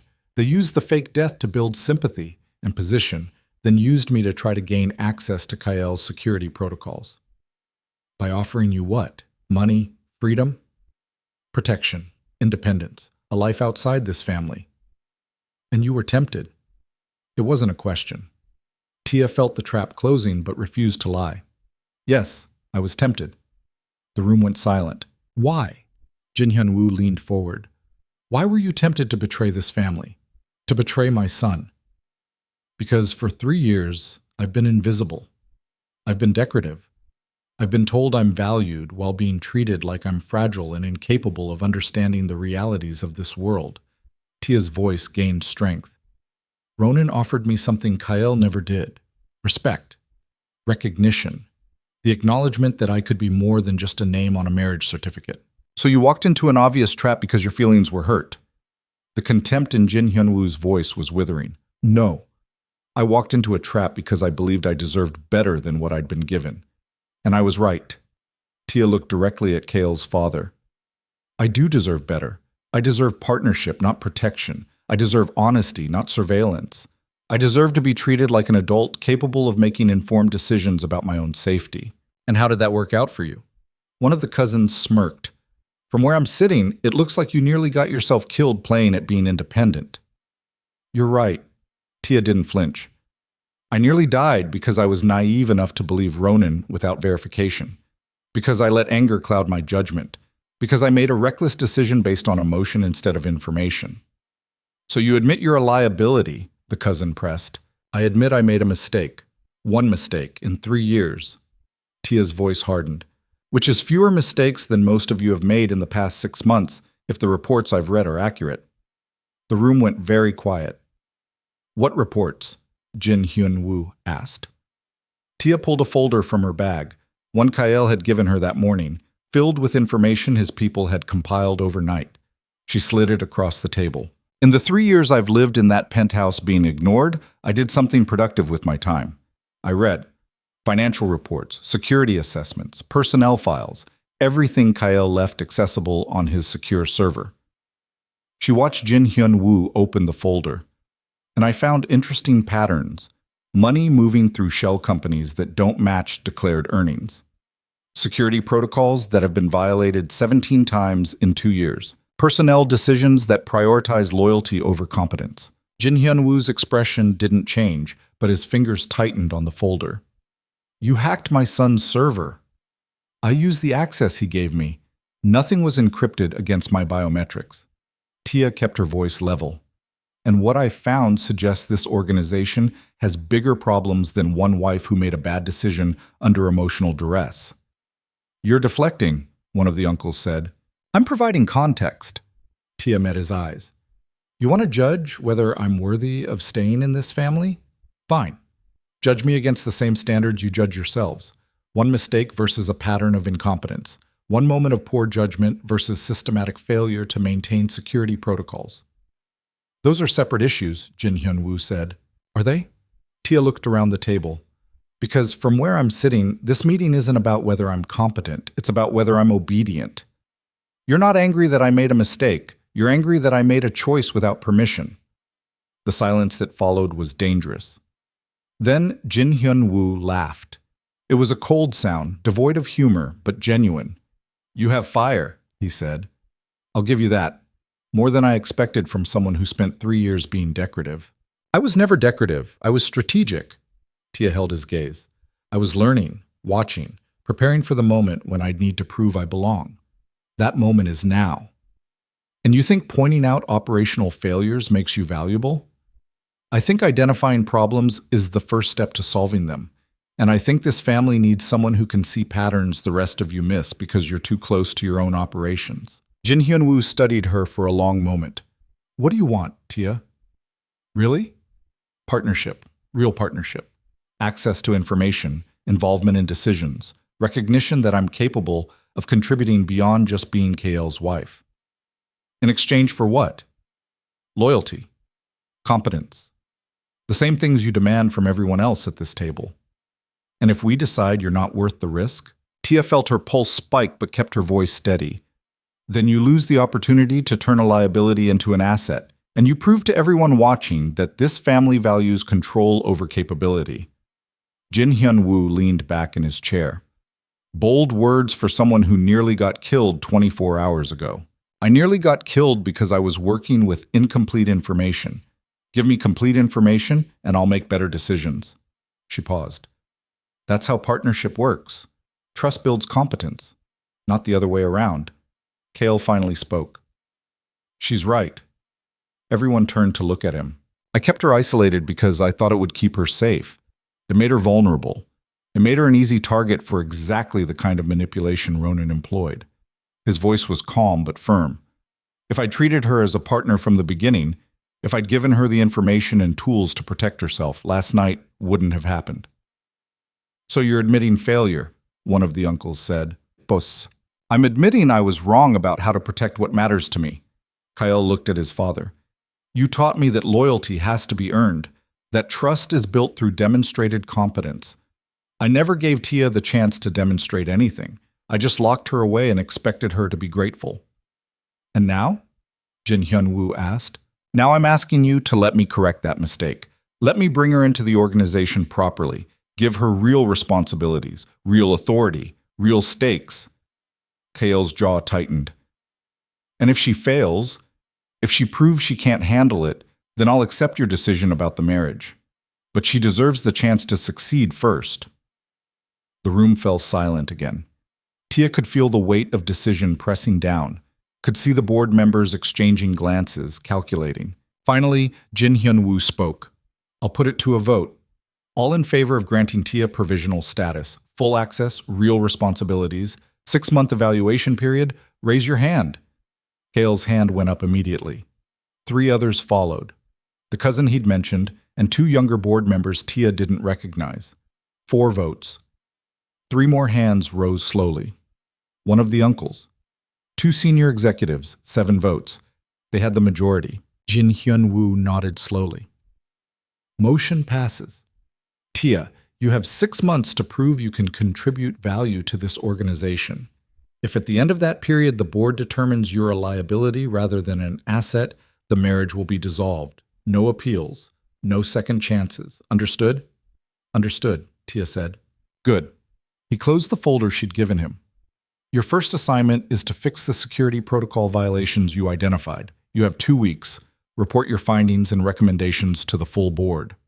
It was a test. Tia knew that.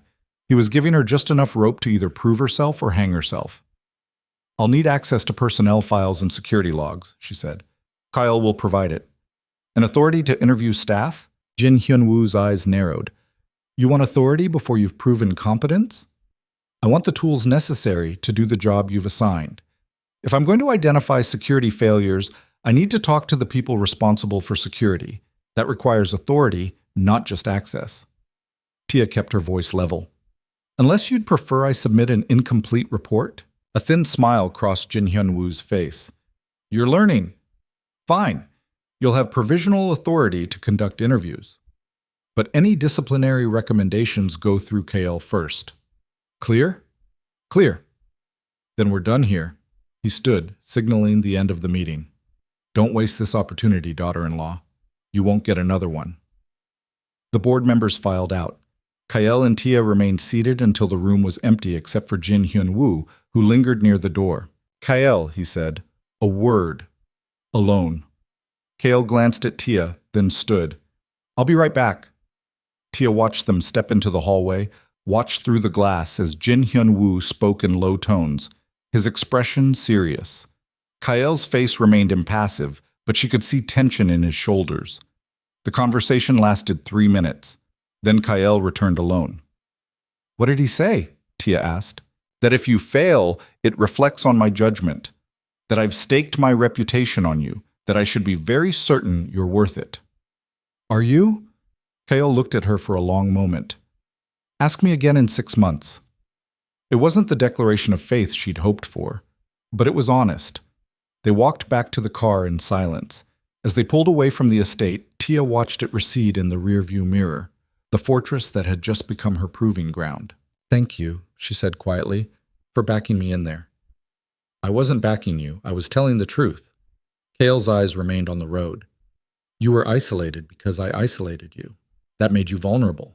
If I'd been honest from the start, trusted you with information instead of hiding behind protection, Ronan wouldn't have been able to manipulate you. You can't know that. I can. He glanced at her. Because you're not stupid, Tia. You're not weak. You just didn't have the context to make informed decisions. That's on me, not you. The admission sat between them, heavy with implications. So what happens now? Tia asked. Now you prove you can do what you promised. Fix the security protocols.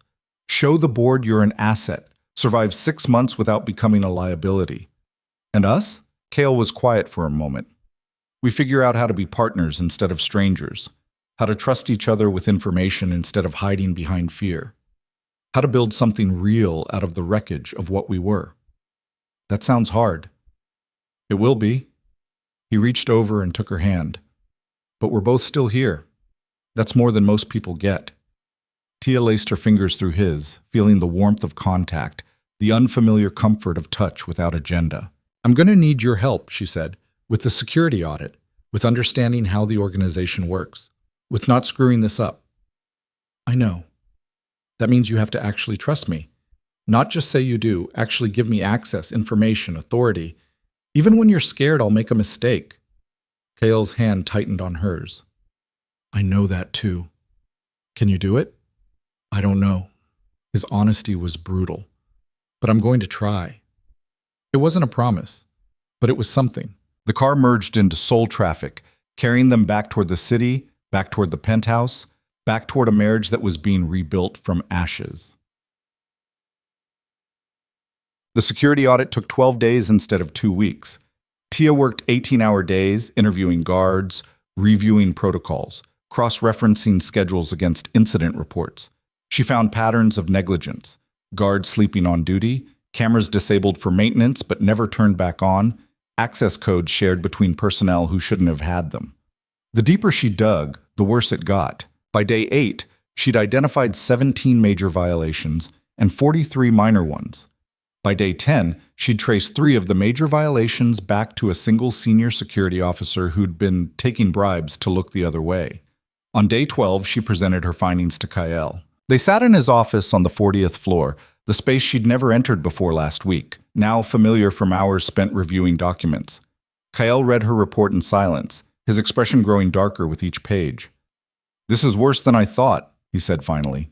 "Your head of security has been compromised for at least 2 years, maybe longer." Tia pulled up additional files on her laptop. The money trail suggests he's been working with Ronan, providing access schedules, camera blind spots, personnel weaknesses. "How certain are you?" 90%. "I'll have definitive proof within 48 hours if you approve a forensic audit of his accounts." Kale was silent for a long moment. "You're recommending I fire someone who's been with this organization for 15 years based on circumstantial evidence?" "I'm recommending you investigate someone who's been systematically compromising your security for profit. If I'm wrong, the audit will clear him. If I'm right..." She met his eyes. "You need to know before Ronan uses the access to hurt us." "Us," Kyle repeated. "You're saying us now. We're partners, aren't we? Your security failures are my security failures." Something shifted in his expression. Surprise, maybe, or approval. "All right, I'll authorize the forensic audit. But if you're wrong about this, if you've accused a loyal employee based on bad interpretation, then I'll take responsibility. But I'm not wrong." Kale studied her face for a moment, then nodded. "I believe you." The words were simple, but they meant everything. That. The forensic audit took 36 hours. The results confirmed everything Tia had suspected and uncovered evidence of additional corruption she hadn't found.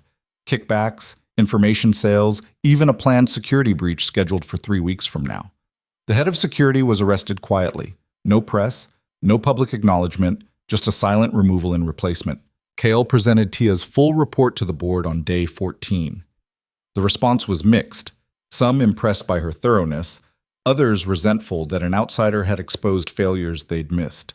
But no one could deny the results. Jin Hyun-woo called her into his office the next day. "You've made enemies," he said without preamble. "People whose incompetence you expose. They won't forget that." "I understand." Do you? He leaned back in his chair. "Because having enemies in this organization is dangerous. They'll look for any opportunity to undermine you, to prove you're not as competent as you appear. Then I'll make sure I don't give them opportunities." Jin Hyun-woo smiled slightly. "Good answer. You have 4.5 months left on your probation. What's your next project?" "I want to audit the financial systems, the shell companies and money movements I mentioned in my initial report. That's a much bigger project, more political, more likely to expose powerful people." "I know. And you want to do it anyway." "I want to prove I can handle complex analysis, not just security protocols. And I want to demonstrate value beyond just fixing other people's mistakes." Jin Hyun-woo studied her for a long moment. "You're ambitious. I'm not sure if I admire that or if it concerns me." "It should do both," Tia said. "Ambition without ability is dangerous, but ability without ambition is wasted." He laughed, a genuine sound this time. "You remind me of myself at your age, hungry, smart, willing to take risks." Is that a compliment or a warning? "Both." He stood, signaling the end of the meeting. "You have my permission to proceed with the financial audit. But Tia, be careful. The people who built those shell companies are more dangerous than a corrupt security officer. They won't be removed quietly. They'll fight back." "I'll be ready." "I hope so." His expression turned serious. "Because if they destroy you, they'll destroy my son's reputation along with yours. And I won't allow that to happen. Do you understand what I'm saying?" The threat was clear. If Tia's ambition endangered Kyle, Jin Hyun-woo would cut her loose without hesitation. "I understand," Tia said. "Good. Then we understand each other." The financial audit took 2 months. Tia worked with Kyle's most trusted accountant, a woman named Min Ji, who'd been with the organization for 20 years. Together, they traced money through layers of corporate structure, finding patterns of embezzlement, tax fraud, and outright theft. The deeper they went, the more dangerous it became. Someone broke into Tia's car and left a dead rat on the driver's seat with a note. Stop digging. Someone else sent anonymous emails detailing her meeting with Ronan, implying she'd been working with him all along. And someone tried to run her off the road on her way home from the office one night. Kael responded to each incident with escalating security, more guards, armored vehicles, restricted movement, but he didn't ask her to stop the audit. "You're building credibility," he said one night as they reviewed documents in his office. "The attacks prove you're threatening powerful people. That means you're effective. It also means I'm in danger." Yes, he didn't try to soften it, but you're in danger anyway. Being my wife makes you a target regardless of what projects you take on. At least this way, you're building power of your own, making yourself valuable enough that people think twice before moving against you. Is that how you've survived? By being too valuable to kill? Partially. He looked up from the documents. The other part is being too dangerous to kill, making sure anyone who moves against you pays a price they're not willing to accept. How do I become dangerous? By having information people want buried, by building alliances with people who can protect you, by making yourself integral enough that removing you damages the organization. He paused. You're already doing all of that. The audit gives you information. The board approval gives you alliances. The results you're generating make you integral. So I just keep going? Keep digging until I either succeed or someone succeeds in killing me? Yes. His honesty was brutal but familiar now. That's how this world works. You either build power or you become someone else's tool. There's no middle ground. Tia looked down at the documents, at the evidence of corruption, theft, betrayal, at the proof that even within Kael's organization, people were willing to destroy the family for profit. I want to present the findings, she said, to the full board. Put names and numbers on record so everyone knows exactly who's been stealing. That's dangerous. The people you're accusing have their own alliances, their own power. They'll retaliate. Let them. Tia met his eyes. I'm tired of being afraid, tired of hiding. If I'm going to be in this world, I'm going to be in it fully. No half measures. Kael studied her face for a long moment. Then he smiled. Not the cold smile she'd seen in their first years, but something genuine. All right, he said. Present the findings. I'll back you. Even if it costs you politically? Even then. He stood and crossed to her, pulled her to her feet. We're partners now. That means when you take risks, I take them with you. He kissed her, deep, intense 3 years of distance, finally collapsing into real connection. When they broke apart, Tia felt something she hadn't felt in years. Hope. Cheat. The board meeting was scheduled for the last day of her probationary period. 6 months to the day since Jin Hyun-woo had given her provisional status. 6 months of 18-hour days, death threats, and slow grinding progress toward proving she belonged. Tia stood at the head of the table, the same table where she'd been judged 6 months ago, and presented her findings. She spoke for 40 minutes, laying out the evidence methodically. Names, amounts, dates, patterns of theft that had cost the organization millions. Shell companies built to hide embezzlement, tax fraud that could bring government scrutiny down on the entire family. When she finished, the room was silent. Then one of the accused men stood. This is slander. You have no proof. I have bank records, corporate filings, signed documents with your name on them. Tia's voice was calm. I have enough proof to send you to prison for 15 years. The only question is whether the family handles this internally or turns you over to prosecutors. You can't. Sit down. Jin Hyun-woo's voice cut through the protest. You'll have a chance to defend yourself after we review the evidence. The man sat, his face pale. Jin Hyun-woo looked at Tia. These are serious accusations. If you're wrong, if any of this evidence is fabricated or misinterpreted, it will destroy your credibility completely. I know. And you're certain? I'm certain. He nodded slowly. Then we'll proceed with a formal investigation. Internal first, external if necessary. His eyes swept the room. Anyone found guilty of the charges Tia has outlined will be removed from the organization. No exceptions, no appeals. Murmurs rippled through the board members, some supportive, some angry, all calculating what this meant for their own positions. Now, Jin Hyun-woo continued, we have another matter to address. Tia's probationary period ends today. It's time to vote on her permanent status within the organization. He looked around the table. All in favor of granting full membership rights and responsibilities, raise your hand. Kyle's hand went up immediately. 4 others followed, the same core supporters from 6 months ago. Then 3 more, and 2 more after that. 9 votes, more than they needed. Motion passes, Jin Hyun-woo said. Tia, you are now a full member of this board with all attendant rights and responsibilities. Congratulations. The word felt strange coming from him, but the approval behind it was real. Tia nodded once. Thank you. Don't thank me yet. Jin Hyun-woo's expression was serious. You've just made very powerful enemies. They will retaliate. And when they do, you'll need to be strong enough to survive it. I will be. We'll see. He stood, signaling the end of the meeting. Dismissed. The board members filed out, some offering congratulations, others pointedly ignoring her. Tia remained standing at the head of the table, her hands resting on the evidence she'd compiled, evidence that had just changed her life completely. Kyle approached and put a hand on her shoulder. You did it. We did it, she corrected. I couldn't have gotten here without your support.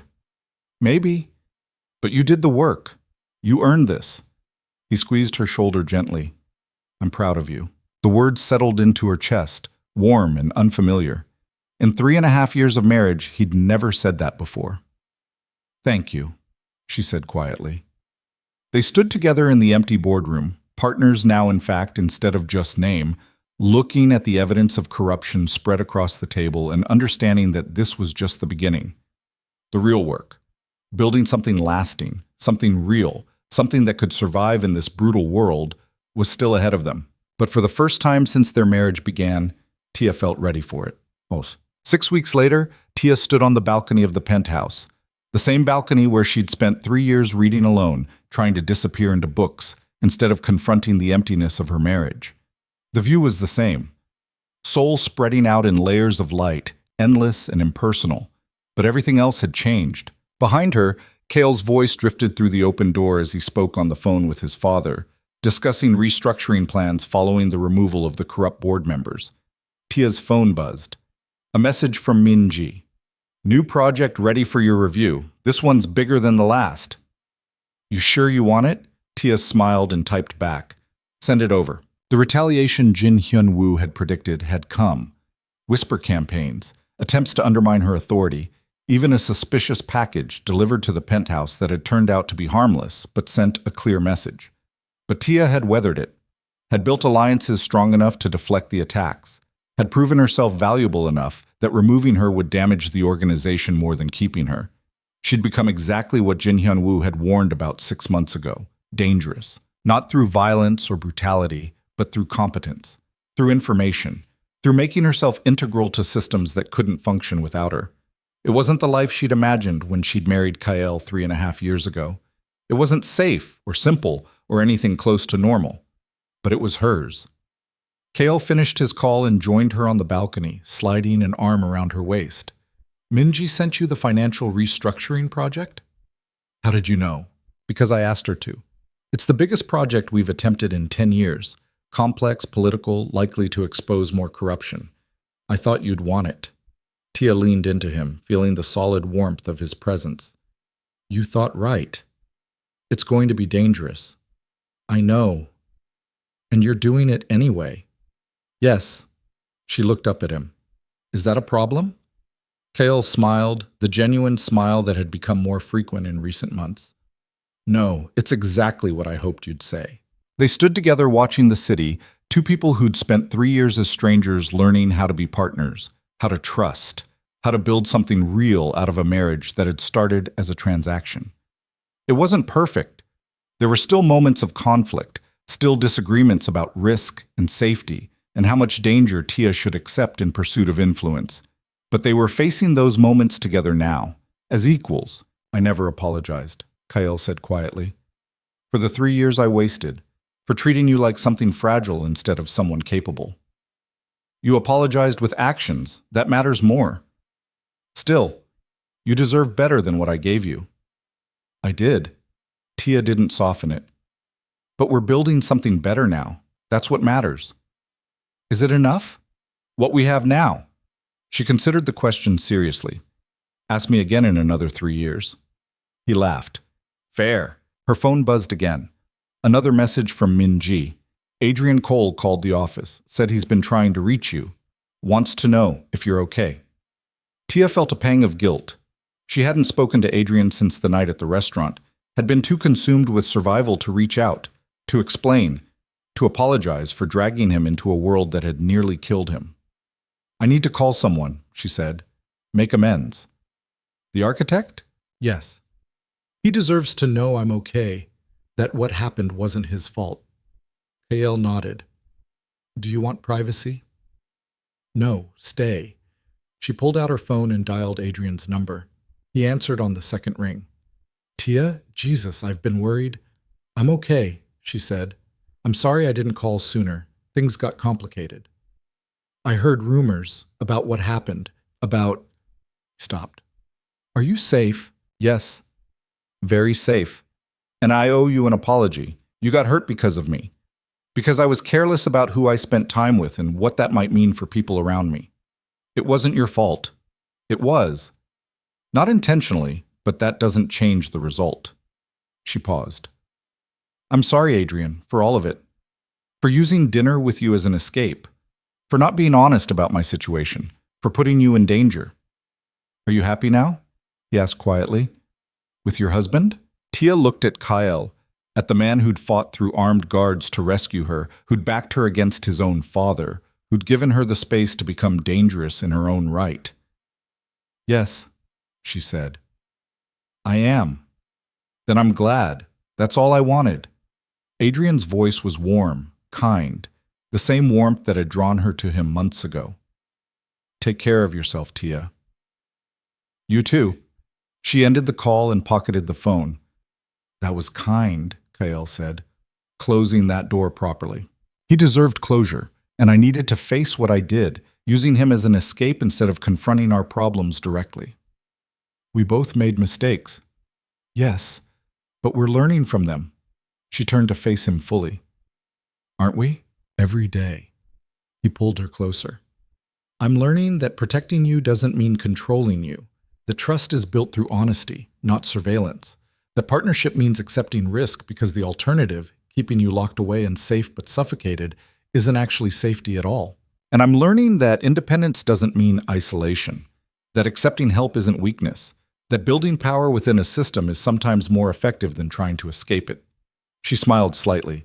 We're both works in progress. But we're progressing together. Yes. Kael kissed her, soft and lingering. When he pulled back, his eyes were serious. I love you, he said. I know I said it before, in anger and desperation, but I'm saying it now in calm and certainty. I love you, Tia. Not because you're my wife, or because you're useful, or because you make me look good to the board. I love you because you're brilliant and stubborn, and you refuse to disappear even when I tried to make you invisible. Tears pricked Tia's eyes. I love you too.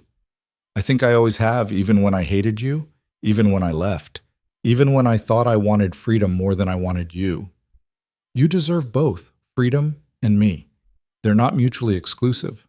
I'm starting to believe that. They stood on the balcony as evening deepened into night, as Seoul's lights blazed brighter against the darkness, as the city they'd both been born into but never fully belonged to spread out beneath them like a kingdom waiting to be claimed. And Tia understood something she hadn't 3 years ago, or 6 months ago, or even 6 weeks ago. She'd spent so long trying to escape the marriage, escape the isolation, escape the cage of Kael's protection. But freedom wasn't about escape. It was about choice. And she was choosing this, the danger and the power, the partnership and the risk, the man beside her and the world they were building together. Not because she had to, but because she wanted to. Because somewhere in the past 6 months of fighting and proving and refusing to break, she'd stopped being Kael's wife and become her own person. A person who happened to love a dangerous man. A person who'd learned to be dangerous herself. A person who'd taken a contract marriage built on convenience and lies and transformed it into something real. It wasn't the life she'd planned, but standing on that balcony with Kael's arms around her and Seoul glittering below and the future spreading out uncertain and terrifying and full of possibility, it was the life she'd choose. Every single time. Come inside, Kael said softly. It's getting cold. In a minute. Tia took one last look at the city, at the view that had witnessed 3 years of loneliness and 6 months of transformation. I want to remember this. Remember what? The moment I stopped running. The moment I chose to stay. Kael's arms tightened around her. You're staying? I'm staying. She turned in his arms to face him. Not because I'm trapped, not because I don't have options, but because this, us, is what I want. Even with all the danger, even with all the cost, even knowing what it means to be part of this world. It means always having enemies, always being a target, always living with the knowledge that people want to hurt you, just to hurt me. I know. And you're choosing it anyway. I'm choosing you, the rest comes with the territory. Kael cupped her face in his hands, his thumbs brushing away tears she hadn't realized were falling. Then I promise you this. I will spend every day of the rest of our lives making sure you never regret that choice, making sure you have the power and freedom and partnership you deserve, making sure you're my equal in every way that matters. That's all I've ever wanted, Tia whispered. Then it's what you'll have. He kissed her again, and this time when they broke apart, they went inside together. To the penthouse that had been a prison and was now a home. To the marriage that had been a transaction and was now a partnership. To the life they were building, dangerous and complicated and absolutely nothing like the fairy tale Tia had imagined as a girl. But real. Brutally, beautifully real. And that was worth more than any fantasy could ever be. 3 years later, Tia stood at the head of the boardroom table, not as a probationary member, not as someone proving her worth, but as the newly appointed chief operating officer of the Jinrai organization. Jin Hyun-woo had retired 6 months ago, passing control to Kael as planned, and Kael's first act as chairman had been to restructure the executive leadership, creating a role specifically designed for Tia's skills. She now oversaw all financial operations, security protocols, and internal auditing. She had direct authority over half the organization's departments and indirect influence over the rest. She'd become exactly what Jin Hyun-woo had both feared and hoped for, a woman who wielded power in her own right. The board meeting ended, and as members filed out, offering congratulations or complaints depending on how the quarter's financial reports had affected their positions, Kael lingered. How does it feel? He asked. Terrifying, exhilarating, right? Tia smiled. All of the above. Any regrets about staying, about choosing this life? She thought about the question seriously, thought about the enemies she'd made, the threats she'd weathered, the compromises she'd accepted in pursuit of power, thought about the woman she'd been 3.5 years ago, young, naive, desperate for validation, and the woman she'd become, hard, capable, dangerous in all the ways that mattered. No regrets, she said finally. This is who I was always meant to be. I just needed the right circumstances to become her. And the right partner? That helped too. She crossed to him, slid her arms around his waist. Though you're still overprotective sometimes. And you're still reckless sometimes. We balance each other out. We do. Kael kissed the top of her head. Ready to go home? Always. They walked out of the building together, into the Seoul evening, into the car waiting at the curb. As they drove through the city, Tia looked out at the lights, the same view she'd watched from the balcony for years, but different now because she was different. She'd stopped being invisible, she'd stopped being decorative, she'd stopped being afraid. And in their place, she'd become something the Jinrai family had never seen before. A woman who was both wife and warrior, partner and power player. Someone who'd taken the worst marriage in Seoul and transformed it into something worth fighting for. Not perfect. Never perfect. But real. And in the end, that was all that mattered. The car pulled up to Jinrai Tower. Kael helped her out, his hand warm and steady in hers. They rode the elevator up together. Not to separate floors, not to separate lives, but to the same space they now shared. To the home they'd built from the wreckage of what they'd been. And as the doors closed behind them and Seoul glittered through the windows and Kael pulled her close, Tia knew with absolute certainty she'd made the right choice. Every single one of them. The hard choices, the dangerous choices, the choices that had cost her innocence and safety and the girl she'd been.